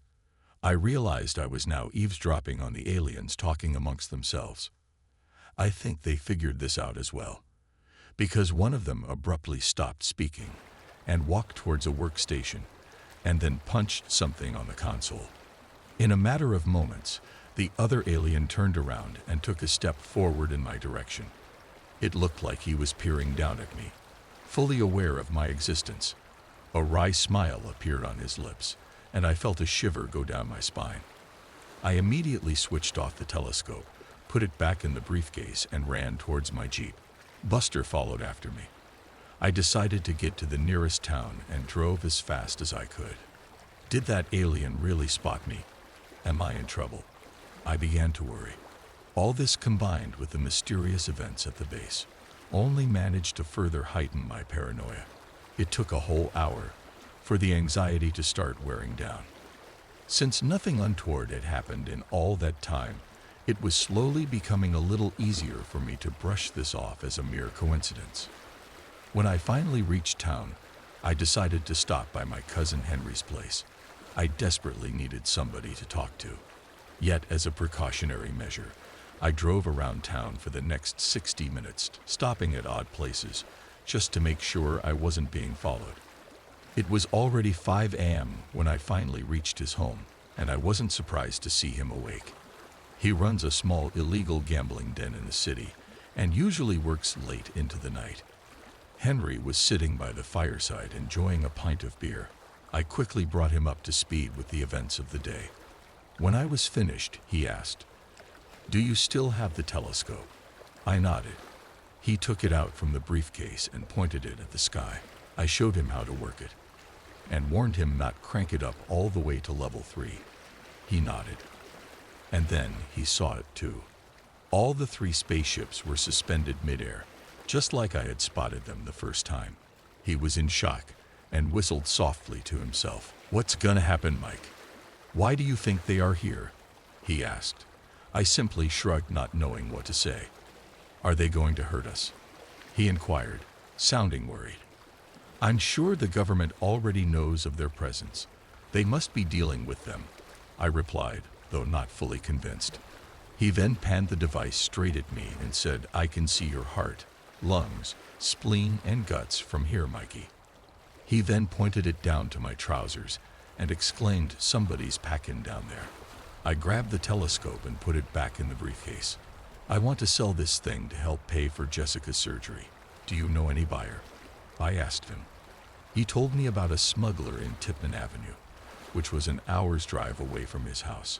I decided to visit him first thing in the morning. Henry looked at me in silence. "Mike, you would probably be dead by now had you not received the call from the hospital," he said a moment later in quiet realization. "And don't blame yourself for Joe's death, Ock," he added. "Had you stayed back, you would have all been killed by now, including Buster," he reasoned. I nodded in understanding, but deep down I couldn't shake away the feeling of guilt. Joe was all alone back there and had no body to turn to for help. Henry then got up and hugged me tight. "I'm glad you're fine," he said. We spoke for a little while longer before agreeing to call it a night. As I lay down on his couch, I felt the exhaustion kicking in and immediately fell asleep. I looked at my Mickey Mouse watch. It was 5:36 p.m. I was happily licking my ice cream in the backseat of my car when a truck came and rammed into it. I looked around in the car, but I was all alone. I started doing everything in my power to try and get out, but I was unable to open the door. It was stuck. I tried to smash the window with my foot, but I failed again. It was too strong. Then a man looked at me from the outside. He had long hair and wore a French beard. He smashed the glass with his elbow and rescued me from the wreckage. I opened my eyes and realized I was still sleeping on Henry's couch. It was the damn dream again. But it was very different this time, and I had never seen that guy before. When I looked at the clock, I realized it was 3 o'clock in the afternoon, and my cousin had already left for work. I got up from the couch, took a quick shower, and put on some of Henry's clothes. While going through his cupboard, I noticed a new jacket and decided to try it on. It fit perfectly, so I decided to keep it. I took out the telescope from the briefcase and placed it in the inner pocket of my new jacket, got in my car with Buster, and took off to meet the smuggler whose address Henry had provided. When I was halfway along, I stopped at a signal to take a right turn to Tipman Avenue. A man with long black hair and a French beard stopped his bike next to my Jeep. I was a little taken aback at the coincidence because he was the same person who had appeared in my dream this morning. I kept staring at him while he had his sight fixed on the road. When the signal turned green, he raced ahead, and I decided to follow him. A few miles later, he stopped his bike in front of a store and walked inside. I straightened my shirt and cleared my throat before stepping out of the Jeep and began formulating a plan in my mind as I walked towards the store. "Good morning. What can I do for you?"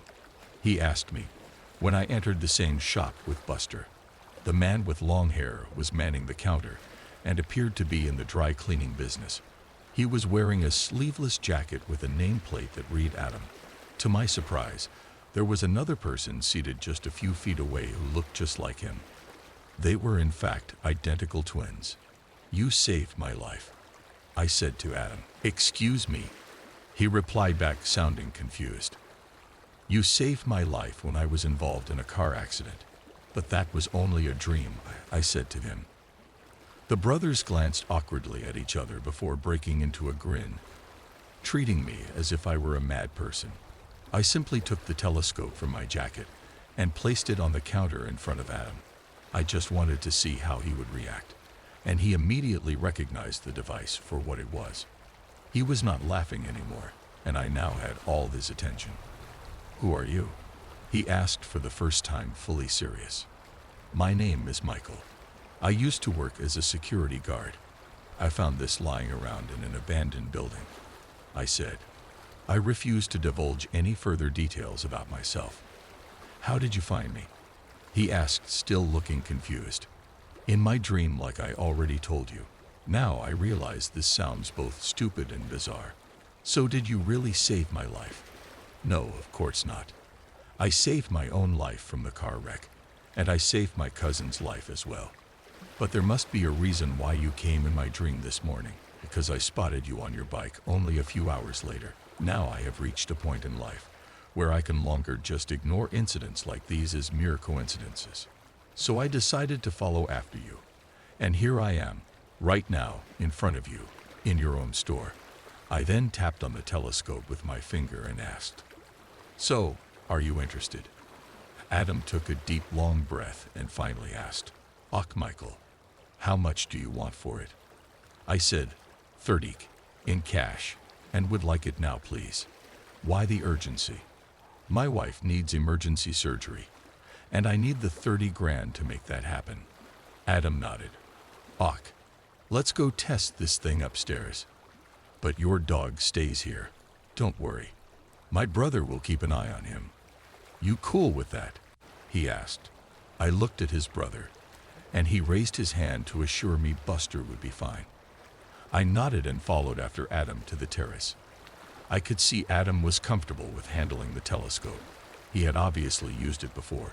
He placed it in front of his eye, and then began to fidget with the controls. He panned it at various office buildings and continued to keep testing it. He then passed it back to me, saying it wasn't working properly. I took it from him and began testing it myself. I looked into the telescope. The green display was working fine. I could zoom in and out. I then cranked it up to level 2. I could now see various people busy at work inside their offices. When I kept panning the telescope, Adam suddenly came into my line of vision. The telescope suddenly zoomed in to reveal the insides of his chest, and what I saw made the hair on the back of my neck stand up. There was a little alien residing inside Adam's body, and he was looking right back at me. Before I had any time to react, I fell to the floor feeling fully paralyzed. Adam had just tasered me. The only thing I could remember after that was his fist coming in contact with my face, and I lost all consciousness. When I finally came around, I realized I was still at the dry cleaners. Buster was busy licking my face and wagging his tail. He was obviously happy to see me finally awake. I looked around the store, and the twins were nowhere in sight. Adam obviously must have carried me downstairs after knocking me out. Meanwhile, on the counter I saw the telescope, and next to it were a stack of bills totaling $30,000. There was also a note attached to it. It read, "Break your little finger if you get into trouble." I looked at my palm and noticed a tiny puncture mark in the webbing of my right hand between the ring and the little finger. What did they inject into my hand? What did that note even mean? And why did they leave the money on the counter without even taking the telescope? I thought to myself. My head was swimming with many unanswered questions, but I was grateful for the money. I immediately wired it to the hospital and asked the doctor to get started with the surgery. But first I wanted to check in on Henry. For some inexplicable reason, I began to worry about his safety. I got in my car and started to drive towards his place. Then Carrillo continued, "You see, Michael, even in my part of the world, politics is an inevitable aspect of life. As societies get more advanced, the masses begin to grow a conscience. They become more vocal about individual rights, liberty, the right to livelihood, and those sorts of things. But it's a conscience of convenience. They are always willing to look the other way, as long as they are not directly accused of being the aggressors. However, the need for new lands and new resources is never going to stop on its own. When you have the ability to terraform any planet to mimic the conditions of your own home planet, it becomes easier to colonize than to have to constantly fix and maintain what is already yours. It also reduces infighting within us, because people can now simply move to newer pastures and start afresh. But somebody has to colonize to make that happen. And the government is unwilling to do the dirty work, so they outsource it to people like me. This gives them plausible deniability, while also enabling me to make a lot of money in the process. Everybody is happy in end. In fact, the Committee of Nations from my part of the world had long ago compiled a list where it was decided to colonize planets in a set order. We extract and utilize the resources of one planet before moving on to the next. Planet Earth has been green-lit for colonization now. He signed off. You think you can just troop in here with a few spaceships and take over our land and its people? I asked him. To assume that there won't be any pushback from 8 billion plus people would be a gross underestimation on your part. We might not have you technological superiority, but that doesn't mean we can't put up a tough fight. We are not living in caves. We are nuclear capable. If we have to go down, we will take you down with us." I added, my tone unwavering. Captain Carrillo let out a soft chuckle. "It's been over a week since my arrival on Earth. I have already informed your government of my plans. The ultimatum has been given. But do you see any pushback on the ground? The average guy is still going to work, picking his child up from school and kissing his wife before going to sleep. So where is this so-called fight back? Do you know why that is? Because they can't. Every major defense system has already been put under lock and key. The missiles won't fire. The fighter jets can't fly. The drones can't take off. And the nuclear bombs won't detonate. So how will your people retaliate exactly? Are you going to take your machine guns and start firing at the sky? Furthermore, the governments are already running scared, because they know what happened in Russia was not an accident. The Russian government tried to keep pushing their luck, so I let one of their bombs detonate. It sent a clear message to all the other governments, and I now have their complete cooperation." Carrillo let the silence linger for a moment, giving his words time to resonate, then spoke again. "I alone decide what happens to your planet and your people. Neither you nor your government can do anything about it. In fact, I completely control all your defense systems now. Only the commercial flights are up in the air, and they are also being constantly monitored. This is just so that secrecy can be maintained and to avoid the public from panicking. But even that will stop after tonight," he added. "What will happen tonight?" "Cleansing," Carrillo answered. "What do you mean?" I asked him. When I visited Earth during the 90s, I was invited on a hunting trip by the then Australian Prime Minister. We shot and killed kangaroos for fun. He said it was important to cull them to keep the population manageable. You see, Michael, when you are in my line of work, it becomes necessary to effectively deal with the criticism that comes with it. Wiping out an entire civilization doesn't work, and it rubs everybody the wrong way. But culling. Now people don't object to that, even if it makes them a little uncomfortable. In fact, they even see it as a necessary evil. So during my expeditions, I allocate a piece of land to the locals, and I let them shortlist and pick whatever they think is of value to them. Almost always, most civilizations pick what is most essential to keep societies running, like engineers, doctors, leaders, teachers, police officers, and blue-collar workers, etc., but they are only allowed to pick a few of each. And then, of course, the wild and domestic animals to keep the habitat lively and exotic. And that is what will happen to all you Earthlings too. Over the next 24 hours, the population of the human race will drop to 3% of what it is now. Special zones will be earmarked for the survivors. You can herd your donkeys, goats, chickens, birds, and insects, or whatever else you deem is important there. The list of what or who needs to survive has been left for individual governments to decide. He finished off. And the governments are all ok with this? I asked, feeling incredulous. He nodded. They don't have a choice. They are already working on it discreetly without the public knowing. How can you justify this as culling? This is blatant genocide that borders on extermination. You claim things like the right to livelihood matters even in your part of the world, yet you seem completely unfazed about killing billions of people. I don't understand how you can get away with this, if law and order holds any sway in your society. I said. Carrillo smirked and said, "Your problem is you see us as equals. We are not. I don't see it that way, and my own people don't as well. When you kill kangaroos and call it culling, it is usually because their overpopulation is a strain on the natural resources. But the other reason is their increasing numbers is an inconvenience to you. Their high numbers disallow you from enjoying the resources to live your life.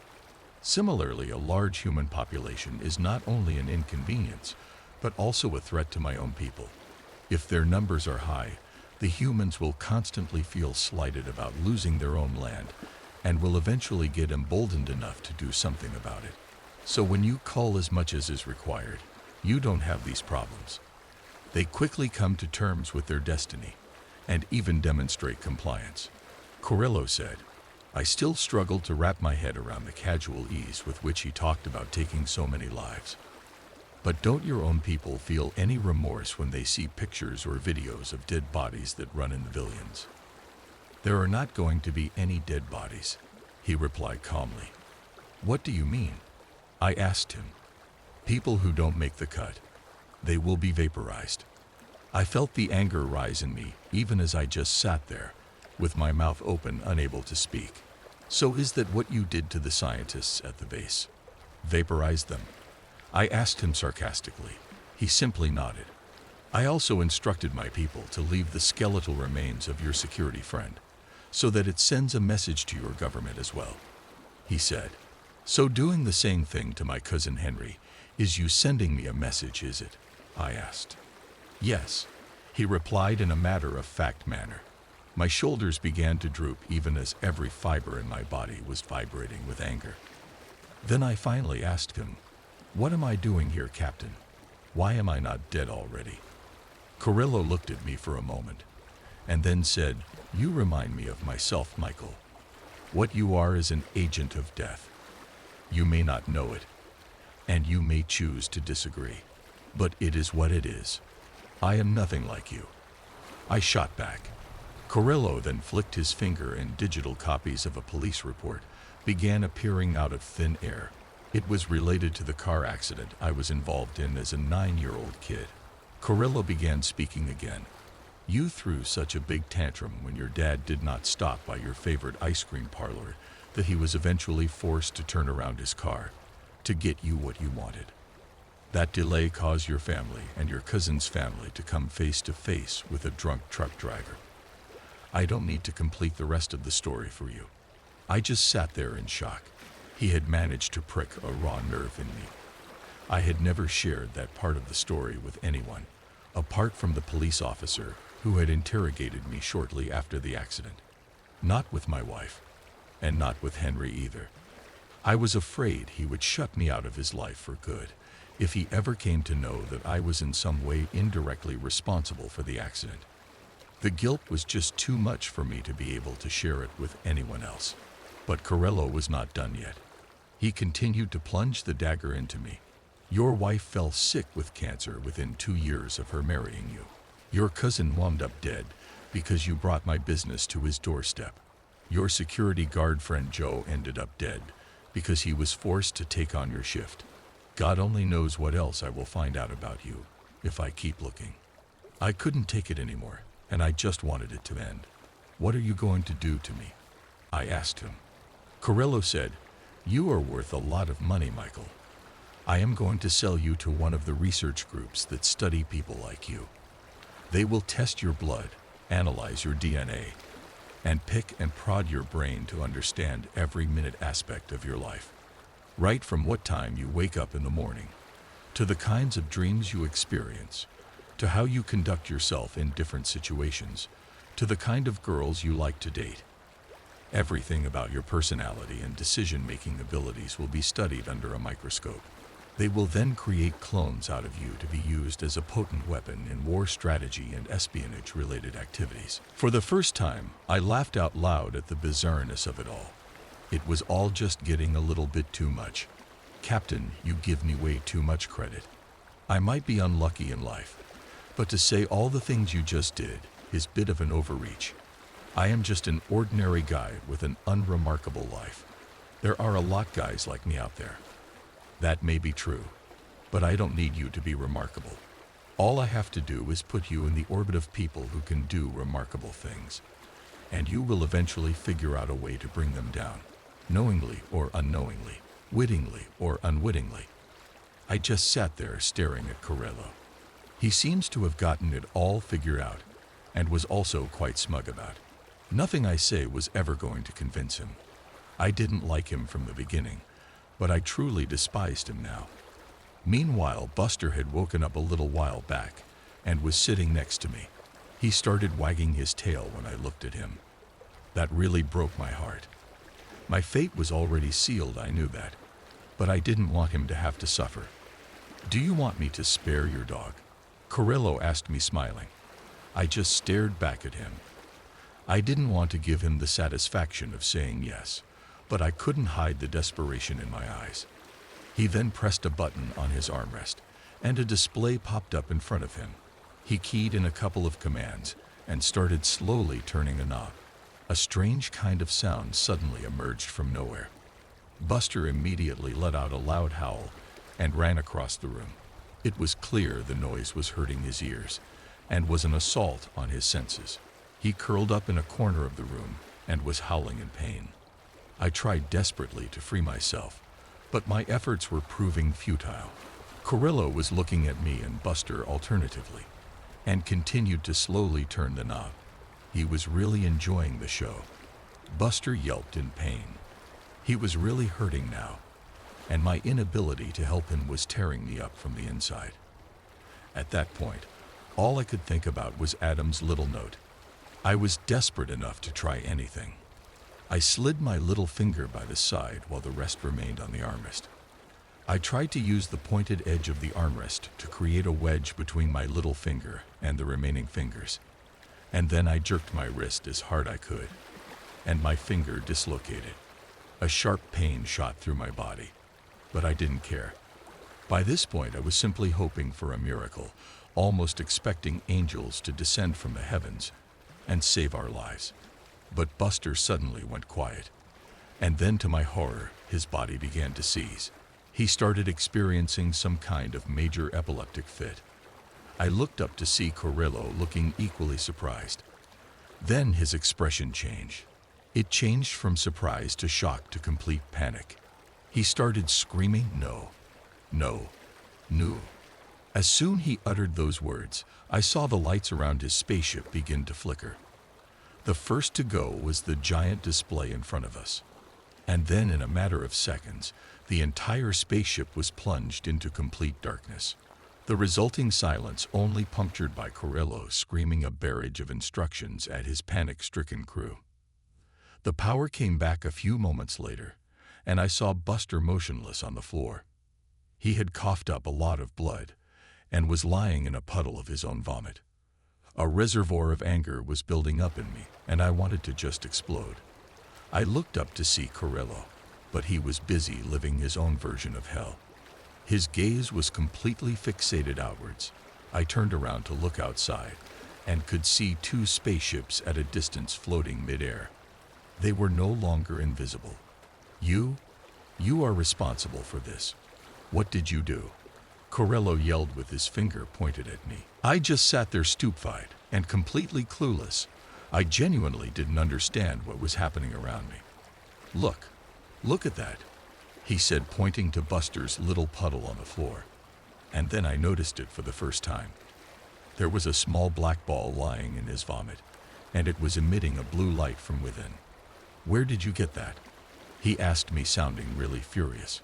I just gave him a blank look. Corello sank back in his chair. He just simply stared at me, his single eye looking vacant and lost, struggling to come to terms at how things were suddenly crumbling around him. Like I was somehow the reason behind his current predicament. As much as I was enjoying watching him squirm in his chair, frankly, I thought he was giving me way too much credit. All I did was lean back in a large, comfortable chair and bust my pinky. Corello was then alerted by his subordinate about a new problem. 2 ballistic missiles had been fired from different directions, and both were headed straight for the spaceship. He immediately began giving instructions to his crew. I could sense they were preparing for an evacuation, but the spaceship struggled to lift off. It simply didn't have the required thrust to get it done. It went a few feet high up in the air, and then dipped back to its original position. Whatever happened to Buster seemed to have somehow severely messed up their technology. I didn't understand how or why, but I continued to watch, fully riveted. Corello then issued a new set of instructions to his staff. I could see from the screen a large force shield had been deployed around the ship. His 2 smaller spaceships now set off in the direction of the missiles. Right at that moment, I also heard a very familiar noise ringing in my ear, and my suspicions were soon confirmed. The fighter jets were also back up in the air. I could see 3 F-35s hurtling through the air, headed straight for the ship, ready to take aim. They were probably from the airfield that is not very far from the base. One of Corello's ships turned around midway to deal with the fighter planes. I know our jets are fast and fly at supersonic speeds, but Corello's spaceships were mind-bogglingly quick. Even for the untrained eye, they looked 10 times bigger and traveled at least 30 times faster. The spaceship traversed the distance at an astonishing speed and started firing at the F-35 that was in front of it. The pilot barely had any time to react, and the jet immediately exploded in flames. The other 2 planes tried to lock in on their target to launch another missile salvo, but the spaceship maneuvered deftly to thwart the attack. It then looped back in the air to suddenly insert itself between the 2 planes and simultaneously opened fire at both the F-35s. The remaining fighter planes went down in flames as well. Meanwhile, Corello's other spaceship had already shot down one of the ballistic missiles and was en route to take down the next. As it got closer, it began to slow down and gain altitude. When the missile went past it from below, the spaceship followed after it, and then turned around mid-air, changing the trajectory of the missile along with it. It was as if the missile got hooked with an invisible lasso rope as it suddenly curved through the air, and was being yanked from up above by the ship to set a new course. I was hoping the missile would somehow detonate, taking down the ship with it, but it faithfully dragged itself along the path set by the spaceship. The ship later abruptly stopped at one of the nearby cities, and the missile suddenly plummeted to ground, triggering a massive explosion. Their target was a large power grid. It was clear Captain Corello was sending a message to my own government and warning them of what was to come if they persisted with this line of attack. Before I could discern any more details, the display on the screen changed to show a map with 7 areas marked in red. Corello's ship was at the center, and the rest of the map covered the entire geographic radius around it. I suspect the areas marked in red were military bases or airfields that were in immediate proximity. The spaceships flew over these locations and airdropped bombs to further delay the possibility of a swift counterattack. The 2 spacecrafts then headed back to protect Corello's ship, and the captain began relaying a new set of commands to his crew. Within moments, I saw a large opening in both the subsidiary spaceships, and they released around 20 cylindrical objects into the atmosphere. Each cylinder was at least 15 meters high and 5 meters wide, with large curved metallic rods on either side that were pointed upwards like antennas. The cylinders were equidistant from each other and were slowly circling the spaceship in a clockwise direction. The cylinders then attached themselves to Corello's spacecraft, and the metal rods began their descent. The rods extended horizontally to establish a connection with a cylinder on either side, creating a tight, bracelet-like formation encircling the mothership. Meanwhile, the other two spaceships now were flanking the mothership, and they looked ready and in position. But ready to do what? What is going to happen? I began to ask myself. Corello's voice suddenly cut through my thoughts, his expression serious as he directed his crew with urgency. Systematically, they initiated the shutdown of various systems, reducing the ship to its core functions. Even the lighting was dimmed to save energy, leaving the large room almost in darkness, except for the vibrant glow of multiple display screens. As I stared at the giant display, I could see my own government was still determined to go on the full offensive. The screen was dotted with a cluster of at least 20 fighter jets from different directions that were headed towards the spaceship. The planes had taken off from bases that were a little far away and outside the immediate radius of Corello's ship. My estimate was they were at least 15 to 20 minutes away, which I guess gave the aliens some time to plan their next offensive. Corello's crew, on the other hand, had managed to deploy a force shield that was large enough to contain all the three spacecrafts. Then the two smaller spaceships that were already in position now started circling Corello's ship. Both simultaneously emitted a large beam of electric charge that was targeted towards the metallic rods attached to the cylinders. The beam resembled the likes of a thick electric rope that just lashed at the rods, delivering a huge surcharge of power. The continuous back and forth motion of the ships created the impression of an intense churn-like activity. Looking at what was happening outside, I wondered if any of us would even survive. Will the ship be able to handle this load, or will it just explode at any moment? I looked at Corello's crew just to observe their reaction.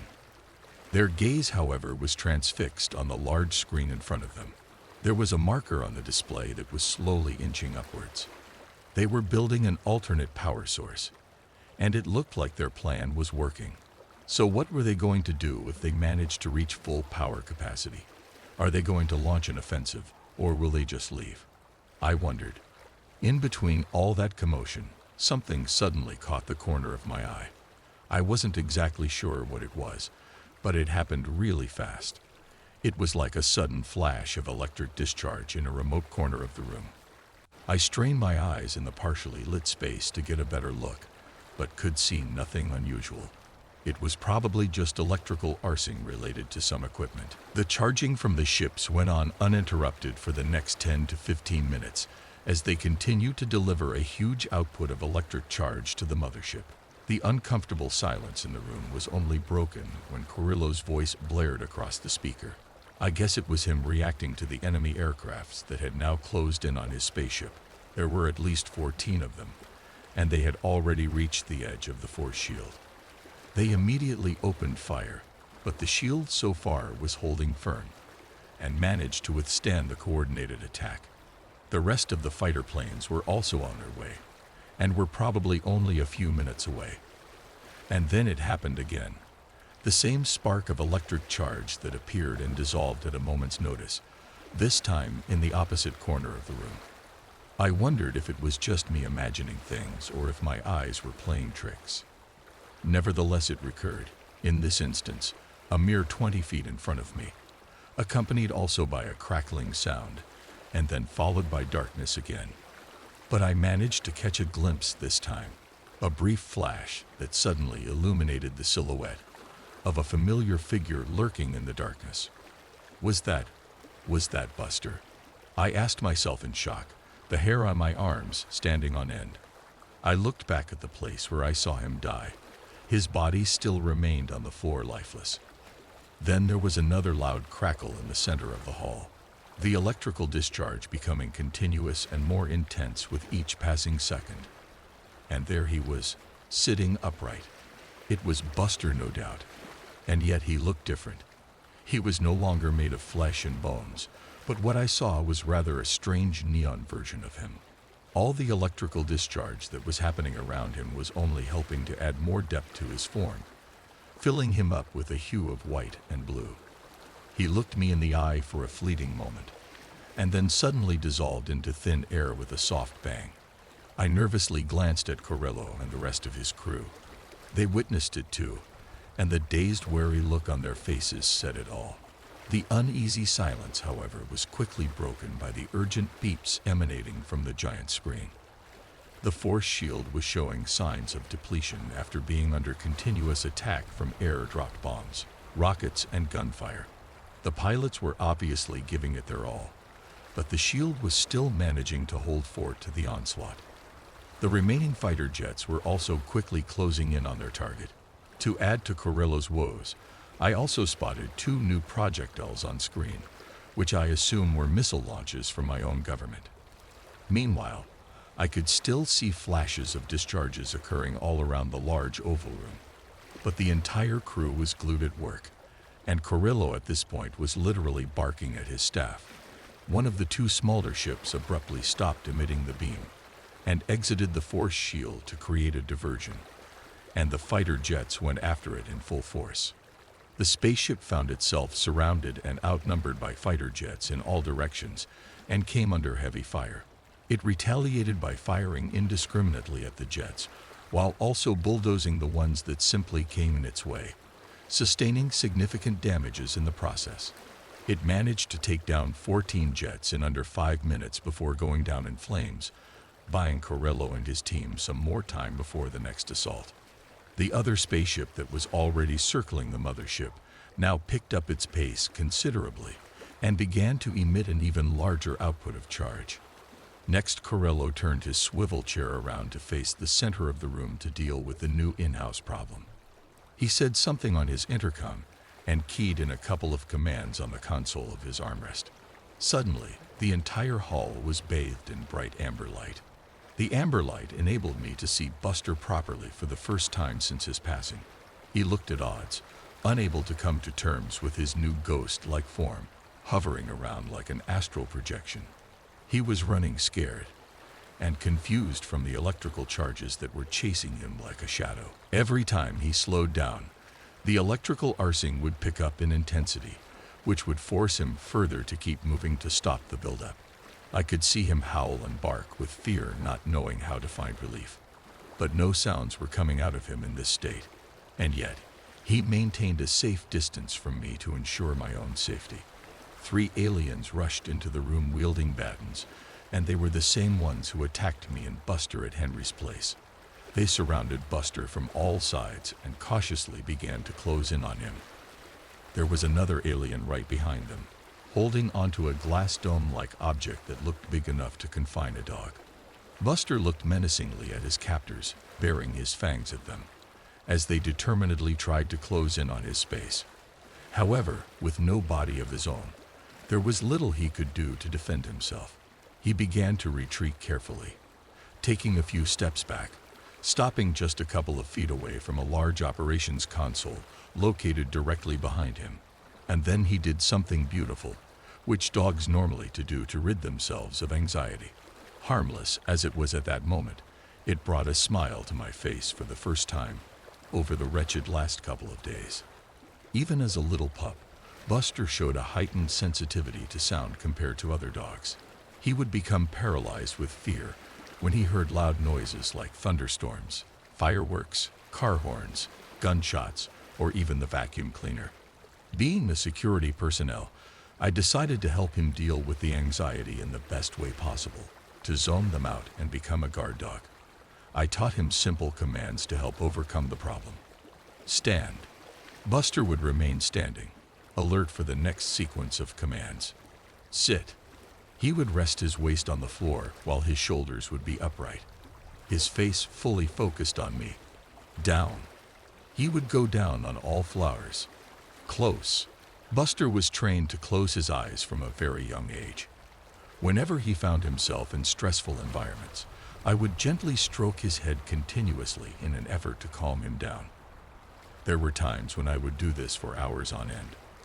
Over the years, I have made him repeat these maneuvers thousands of times so that it became second nature to him. The training not only enabled him to respond to existing triggers in a calm manner, but also allowed me to earn his trust implicitly. When the commands are uttered, there is no WT, no TO infusion, or RELUCTANC from his part. It's right down to the business end of things. And as he got older and stronger, I included more commands to complement his training. Stay. Since he had become accustomed to moving around me all the time, I had to first teach him to remain put in his current position. Guard. It could be anything. A ball, a bat, a suitcase, or a person. If he was given nothing, it simply meant to guard the piece of earth he was standing on. Attack. He would go after perpetrators or unknown assailants, and I would follow right after him. He instinctively knew that I always had his six. Asterisk, asterisk, asterisk. So, when I saw these buggers close in on my dog, I decided to revert back to familiar ground. Booster. I yelled as loud as I could from the other end of the room. He turned to face me, and I immediately sensed a feeling of relief descend upon him. Stand. Sit. Down. Close. Stand. Sit. Down. Close. I kept repeating the commands as Buster dutifully started to follow them. He soon became oblivious to the electric discharge that was happening around him, even as it was steadily building in intensity with every passing second. He also ignored the aliens that were trying to close in on him. His focus was on me, all on me. The aliens were exchanging confused looks with one another, unsure about what exactly was going on. The look of bewilderment on their faces was understandable, for they could not figure out if their job had suddenly gotten easier, or if they were simply walking into a trap. Corello ordered them to stop wasting time and move ahead. So they continued to move in cautiously, as if approaching a ticking time bomb that could go off at any second. They looked alert with their batons clenched tightly in their hands. The jolts of electric current that were already accumulating into Buster was now lending his form a incandescent glow that was only becoming more and more prominent with time. One of the aliens to the right then pointed his baton that ejected yet another stream of charge at Buster. The stream, however, was having the intended effect, because it was successful in severely restricting his movements. It forced Buster to put in the extra bit of effort to adhere to my commands. The other two aliens also quickly followed suit, targeting him with energy beams from their own devices. As Buster lay down on the floor with his eyes closed, the three alien guards managed to advance considerably, coming within just a few feet of him. The alien with the glass dome was also not far behind, and looked ready to get pressed into action at any given moment. Stand. I yelled as loud as I could. Buster leaned heavily on his shoulder to power his hind legs off the floor. He was using every ounce of strength in him, and finally pushed through to stand fully erect. The aliens by this point were literally holding onto their batons with both hands to try and control the flow of charge that was relentlessly hitting their target.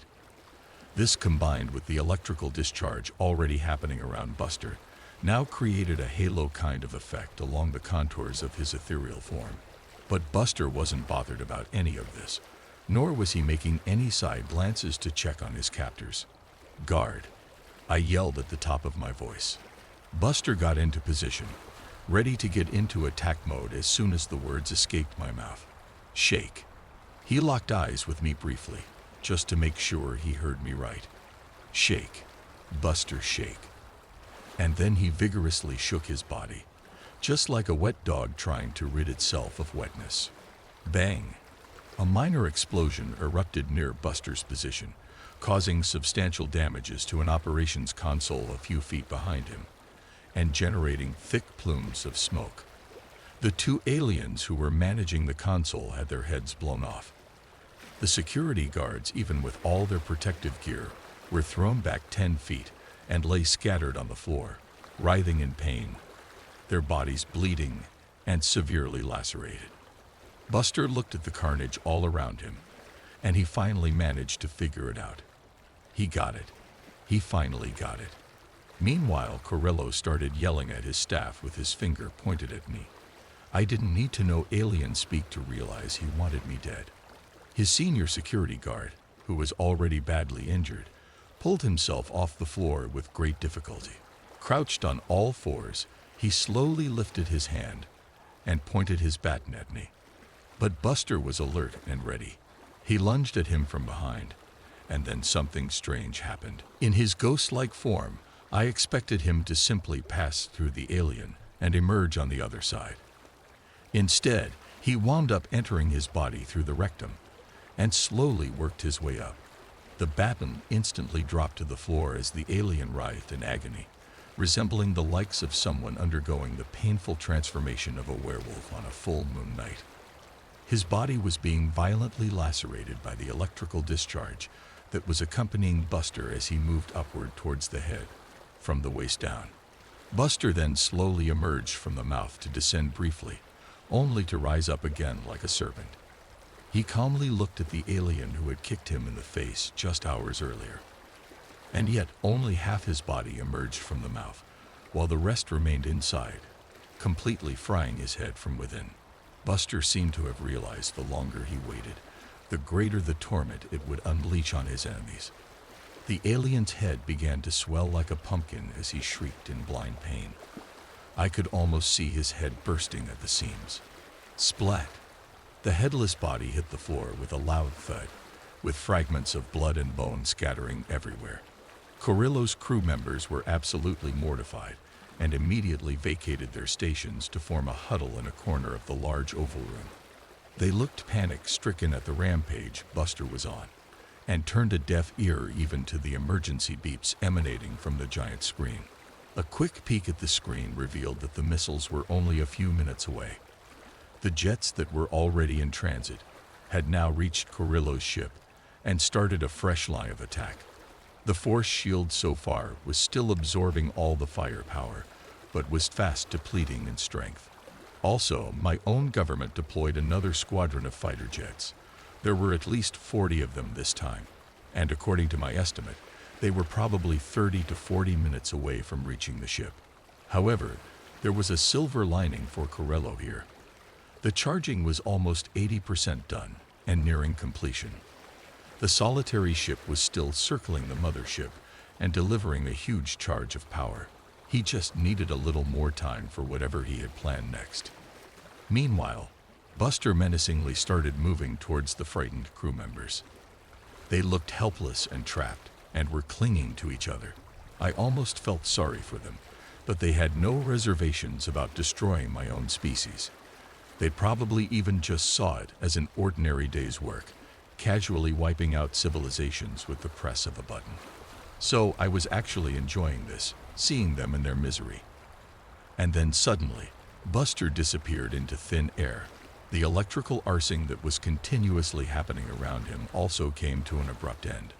I looked outside and saw the subsidiary ship had come to a halt. I turned my head to look at Captain Carrillo. He had now turned off the amber light as well. He pointed his finger at his crew members and quietly told them to get back to their seats. They complied reluctantly. Right then, two aliens teleported themselves into the oval room. They both came and stood next to me on either side of the chair. They looked like security officers, and I could tell from their demeanor that they were summoned to keep an eye on me, and to keep me quiet by whatever means necessary. Carrillo then turned back to focus on the screen. The only remaining subsidiary ship also now exited the force field and shot up into the sky like a rocket. 3 of the 6 fighter jets went after it, while the rest remained in position. The spaceship then executed a rapid turn, maneuvering along a semicircular arc that immediately positioned itself behind the pursuing jets. The spaceship, spinning like a frisbee, discharged a 360-degree barrage of fire upon the planes, simultaneously destroying them in the process. It then skillfully began to traverse along the contours of the mothership's force shield, systematically outpacing and outmaneuvering the remaining fighter planes. The pilots struggled to cope with the spaceship's speed and got eliminated one after the other. It then went after the 2 missiles that were en route to the spaceship, turning them into rubble in rapid succession. The spaceship later re-entered the force shield and came back to its original position next to the mothership. Carrillo immediately turned around to face me. He had just managed to deal with another urgent threat and bought himself some more time. He got straight to the point. Michael, get out. I've had a change of heart and have decided to spare your life. Get out of here before I change my mind. You can take your dog with you as well. He finished off, pointing to Buster's body on the floor. The cuffs came off at that very moment, and I was no longer confined to the chair. I didn't have to be a bright man to realize what was at play here. To deal effectively with the external threat of my own government, he needed to charge his ship to full capacity. But he couldn't proceed with the plan since that would mean enabling Buster to wreak havoc from the inside, which put Corello in a catch-22 situation. He was probably hoping by getting rid of me, Buster would also follow suit. So I decided to simply play along for the time being. How am I supposed to do that? My dog is dead because of you, I said.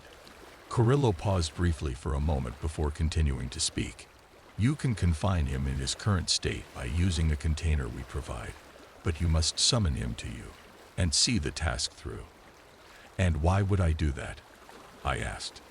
You are anyway going to kill us all. Once your ship starts to work again, you are definitely going to go through with your plans. So why should I do anything you ask of me? Corello replied, that plan has been scrapped. We are only looking to leave planet Earth. Nobody else needs to get hurt. This should be seen as a win-win situation for both of us. If that is true, you would have already done it. I understand that this ship has developed problems, but you could have used the other one to escape, I said, pointing at the smaller spaceship hovering close by. I saw a look of reluctance appear on the captain's face, and I immediately understood. I suddenly burst out laughing. Ha ha ha. You can't leave Earth without the mothership, can you?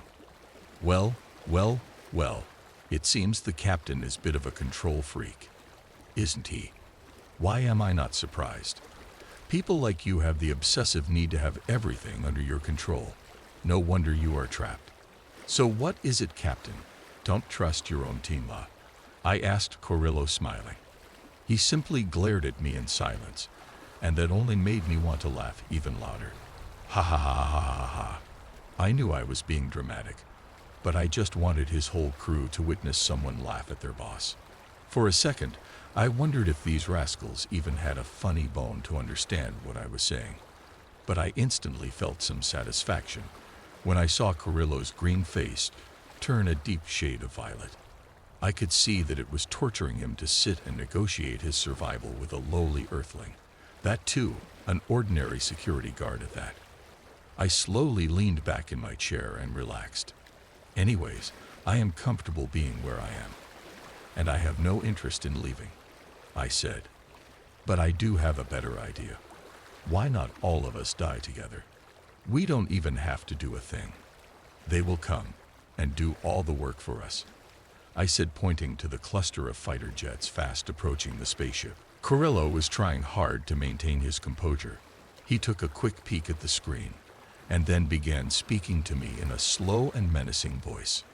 Michael, you would be better served to accept my offer, not only for your own well-being, but for that of the entire planet as well. I am not without options here. You have seen the devastation that thing can cause, he said, pointing to his spaceship. Well, it is capable of a whole lot more. You can be rest assured if I am pushed to the wall, I will use it to flatten out multiple cities, and millions of people will die. And in the off chance, me or my crew members don't make it out of here safely, the repercussions would be dire for planet Earth. My part of the world will not take this lying down, Corello warned me. Well, I seriously doubt that. You are just a private contractor, right? I challenged him. I mean, who loses sleep over the death of a contractor? The answer is likely no one, I declared, not bothering to even wait for a reply. They will probably assign the project to someone else immediately. But for argument's sake, let's assume I do help you and you do manage to escape Earth. Why shouldn't I consider the possibility that you might go and station yourself somewhere in the solar system that is just beyond our reach, but well within yours, to attack us again at a moment's notice? I queried out loud. Maybe you will park your ship somewhere beyond Saturn, and then slowly bid your time waiting for reinforcements. That does not sound like a very positive scenario for Earth now, does it? I mean, I am alive right now only because you see me as a cash cow for some research group. You expect me to believe that you will leave planet Earth alone when you've been waiting for decades to wreck this place, I remarked, skepticism evident in my tone. Your little presentation today about your expansion plans was bad enough for a general sitting. And now that you have been so thoroughly inconvenienced, I shudder to think what a revised plan would entail. Perhaps it's best not to release the animal now that it has been caged, I concluded with satisfaction. Also, I really do doubt if other alien beings out there are obsessed with Earth the way you are, for them to sit and make multiple trips over the years. Makes me wonder if Earth is actually a passion project of yours, I added, as an afterthought. And who knows, maybe, just maybe, they might even move on to another planet and leave Earth alone. Or if they do decide to come after us, we will figure it out. Either ways, you are not getting any help from me. I waited for him to react, but all I got was silence and a murderous glare from Corello. I continued to speak. You killed my friend and brother, Captain, and then you tortured my dog. You don't deserve second chances. And considering you already called me an agent of death, perhaps I was put in your orbit by somebody else to take you down. Heck, when this ship goes down, taking all of you to your deaths, I might even miraculously survive. You never know. And when that happens, I will be waiting here, ready, to take a piss on your filthy corpse. I finished off. I was half hoping Corello would snap and go for the kill. It would give Buster the right kind of impetus to go to town with these scoundrels. But he just sighed deeply and signaled his guards to take care of me. He then slowly turned around to continue to lead his crew. The two guards held me by the collar of my shirt and tried to get me off the chair. When I resisted, I felt a hard punch to my plexus. I doubled over in pain only to get punched in the face again. I fell to the floor clutching to my sides when the guard kicked me again in the stomach. Both the aliens were incredibly strong, and the pain was excruciating. I knew my ribs had cracked in multiple places. I began to cough up blood and started fading in and out of consciousness. They then dragged my body to the portion of the room that had the teleportation device. I could see a large red-colored rectangular object fixed to the ceiling. As I lay on my back, breathing heavily, I saw one of the aliens pick up Buster's mortal remains and place it next to me. While I could no longer see him in his spirit form anymore, I knew he was close by, desperately trying to do whatever he could to save me. I tried to speak as clearly as possible, while fighting through bouts of coughs. Buster, stay, guard, Atta. I was blinded by a flash of white light and immediately faded out of consciousness. A few months later, after buying flowers from the nearby florist, I continued down the road, finally turning right to enter through the gates of the cemetery. Few minutes in, I stopped by the headstone of my cousin Henry and laid down some of the flowers I brought for him. I said a little prayer for the departed soul and then continued walking ahead. A minute later, I pulled out a foldable chair and sat by the tombstones of my wife Jessica and dog Buster. Both of them were buried alongside each other, which I thought was fitting, and their headstones looked beautiful. It's been 3 months since the alien attack happened, and the world has slowly begun to move on. But things have not been all that easy for me. Jessica's surgery had gone well, and she was put on the ventilator to help deal with her breathing problems. But when Corello used one of our own missiles to bomb the power grid, it caused an acute power shortage for the entire city. The explosion and the bombings also resulted in the deaths of thousands of people, putting a great strain on the hospital resources. They had no option but to prioritize on healthier patients, which meant letting Jessica go. It didn't help that I was at that point, lying unconscious, battered and bruised in a hospital. Had it not been for some well-wisher of mine who rescued me from the desert, I would also probably be dead by now. It took me over a week to regain consciousness, but by then it was already too late. She was gone. The cemetery's groundskeeper, William, went out his way to help me, even assigning burial plots at a location that gave me the space and privacy to grieve for the dead. I guess I have Adam to be grateful for that. When I eventually went to collect Jessica's remains, the coroner had issued me William's calling card. Apparently, he had also come by twice to the hospital to check on me, but I was still unconscious back then. So when I finally did contact him at the cemetery, I was surprised to see that Buster had already been buried there. He also offered the vacant plot next to Buster for my wife, and I was grateful. I guess he must have his own crazy alien story with Adam, for him to be so helpful towards me. Meanwhile, I haven't seen the alien with the French beard since I last saw him at his shop. I knew at some level I should be a little cross at him, for all subterfuge that he orchestrated on me and Buster without our knowledge. But after seeing a madman like Corello and what he had planned for us, I could fully see and understand his point of view. With regards to the captain, I learned from the news that our pilots managed to take down both spaceships, killing all aliens on board. The media dubbed it as the greatest victory of mankind. I know you too have a share in that, buddy. Attaboy, I said, smiling while placing flowers by Buster's tombstone. I sat beside them for an hour before finally getting up to go back home. When I reached my apartment, I saw a small rectangular box by the door. There was also a letter underneath it with my name on it. I opened the letter and began reading. Dear Michael, how are you doing? I hope you are better. At least much better than when I found you in the middle of the desert. I know the last few months haven't been easy. You must have many questions that bother you, and I would have ideally liked to see you in person to answer them. But I am not sure if I am somebody you would like to meet right now. So I am writing this letter to explain my side of things, in the hopes that it will give you some clarity and closure. My twin brother and I are part of a universal collective that was formed to combat players like Corello. So we settle down in various planets that are vulnerable to such attacks and help local civilizations as and when required. Our motive is to provide technological and strategic guidance that can be of help to these governments. Michael, I would be lying if I said I wasn't puzzled when you walked into my shop with your bizarre tale. It made absolutely no sense until you showed me the telescope. Even then, I had a hard time believing you. Most of all, I never expected you or Buster to end up in Corello's ship. It was a contingency that we thought would never come to pass. But somebody like Corello has always been a formidable opponent, and even civilizations that are more advanced have struggled to defeat him.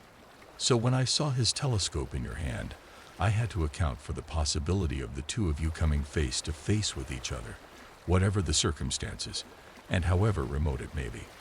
I had a duty to use all avenues that were available to me. So I decided to put a chip in your hand, while my brother stuffed a ball-like object into a muffin and fed it to Buster. The ball is actually our version of an EMP device that has the ability to severely cripple defense and aviation systems, but it can be activated only from within the confines of a spaceship and not from the outside. The device is designed to lay dormant and be virtually undetectable in such a state, and it can be activated only at a very specific frequency, right down to the decimal level. The chip that could emit such a frequency was inserted in your hand with a syringe gun, and when it activated, it also began to store everything you see and experience through your own eyes. So when we recovered the chip after admitting you in the hospital, we too got a glimpse of all that transpired inside the spaceship. Michael, I am going to be frank with you. I knew Buster wouldn't survive if the chip turned on, nor did I think you would live if you came in the crosshairs of someone like Corello. And yet, it is a call I would repeatedly make if the fate of a civilization hangs in the balance. But I never expected to see what came next following Buster's demise. That was something extremely rare even in my part of the world. It usually happens only when the departed has a very close bond with the living. However, I do apologize for not being honest with you, and for misleading you even when I knew your life would be in danger. Considering the bravery you and Buster showed in confronting Corello and his crew, I know you can understand better than most that sometimes fighting for a cause takes precedence over our own individual lives. If you ever feel the need to talk to me, I'm always here for you. I can be reached through William. This is not the end. Till then, so long, my friend.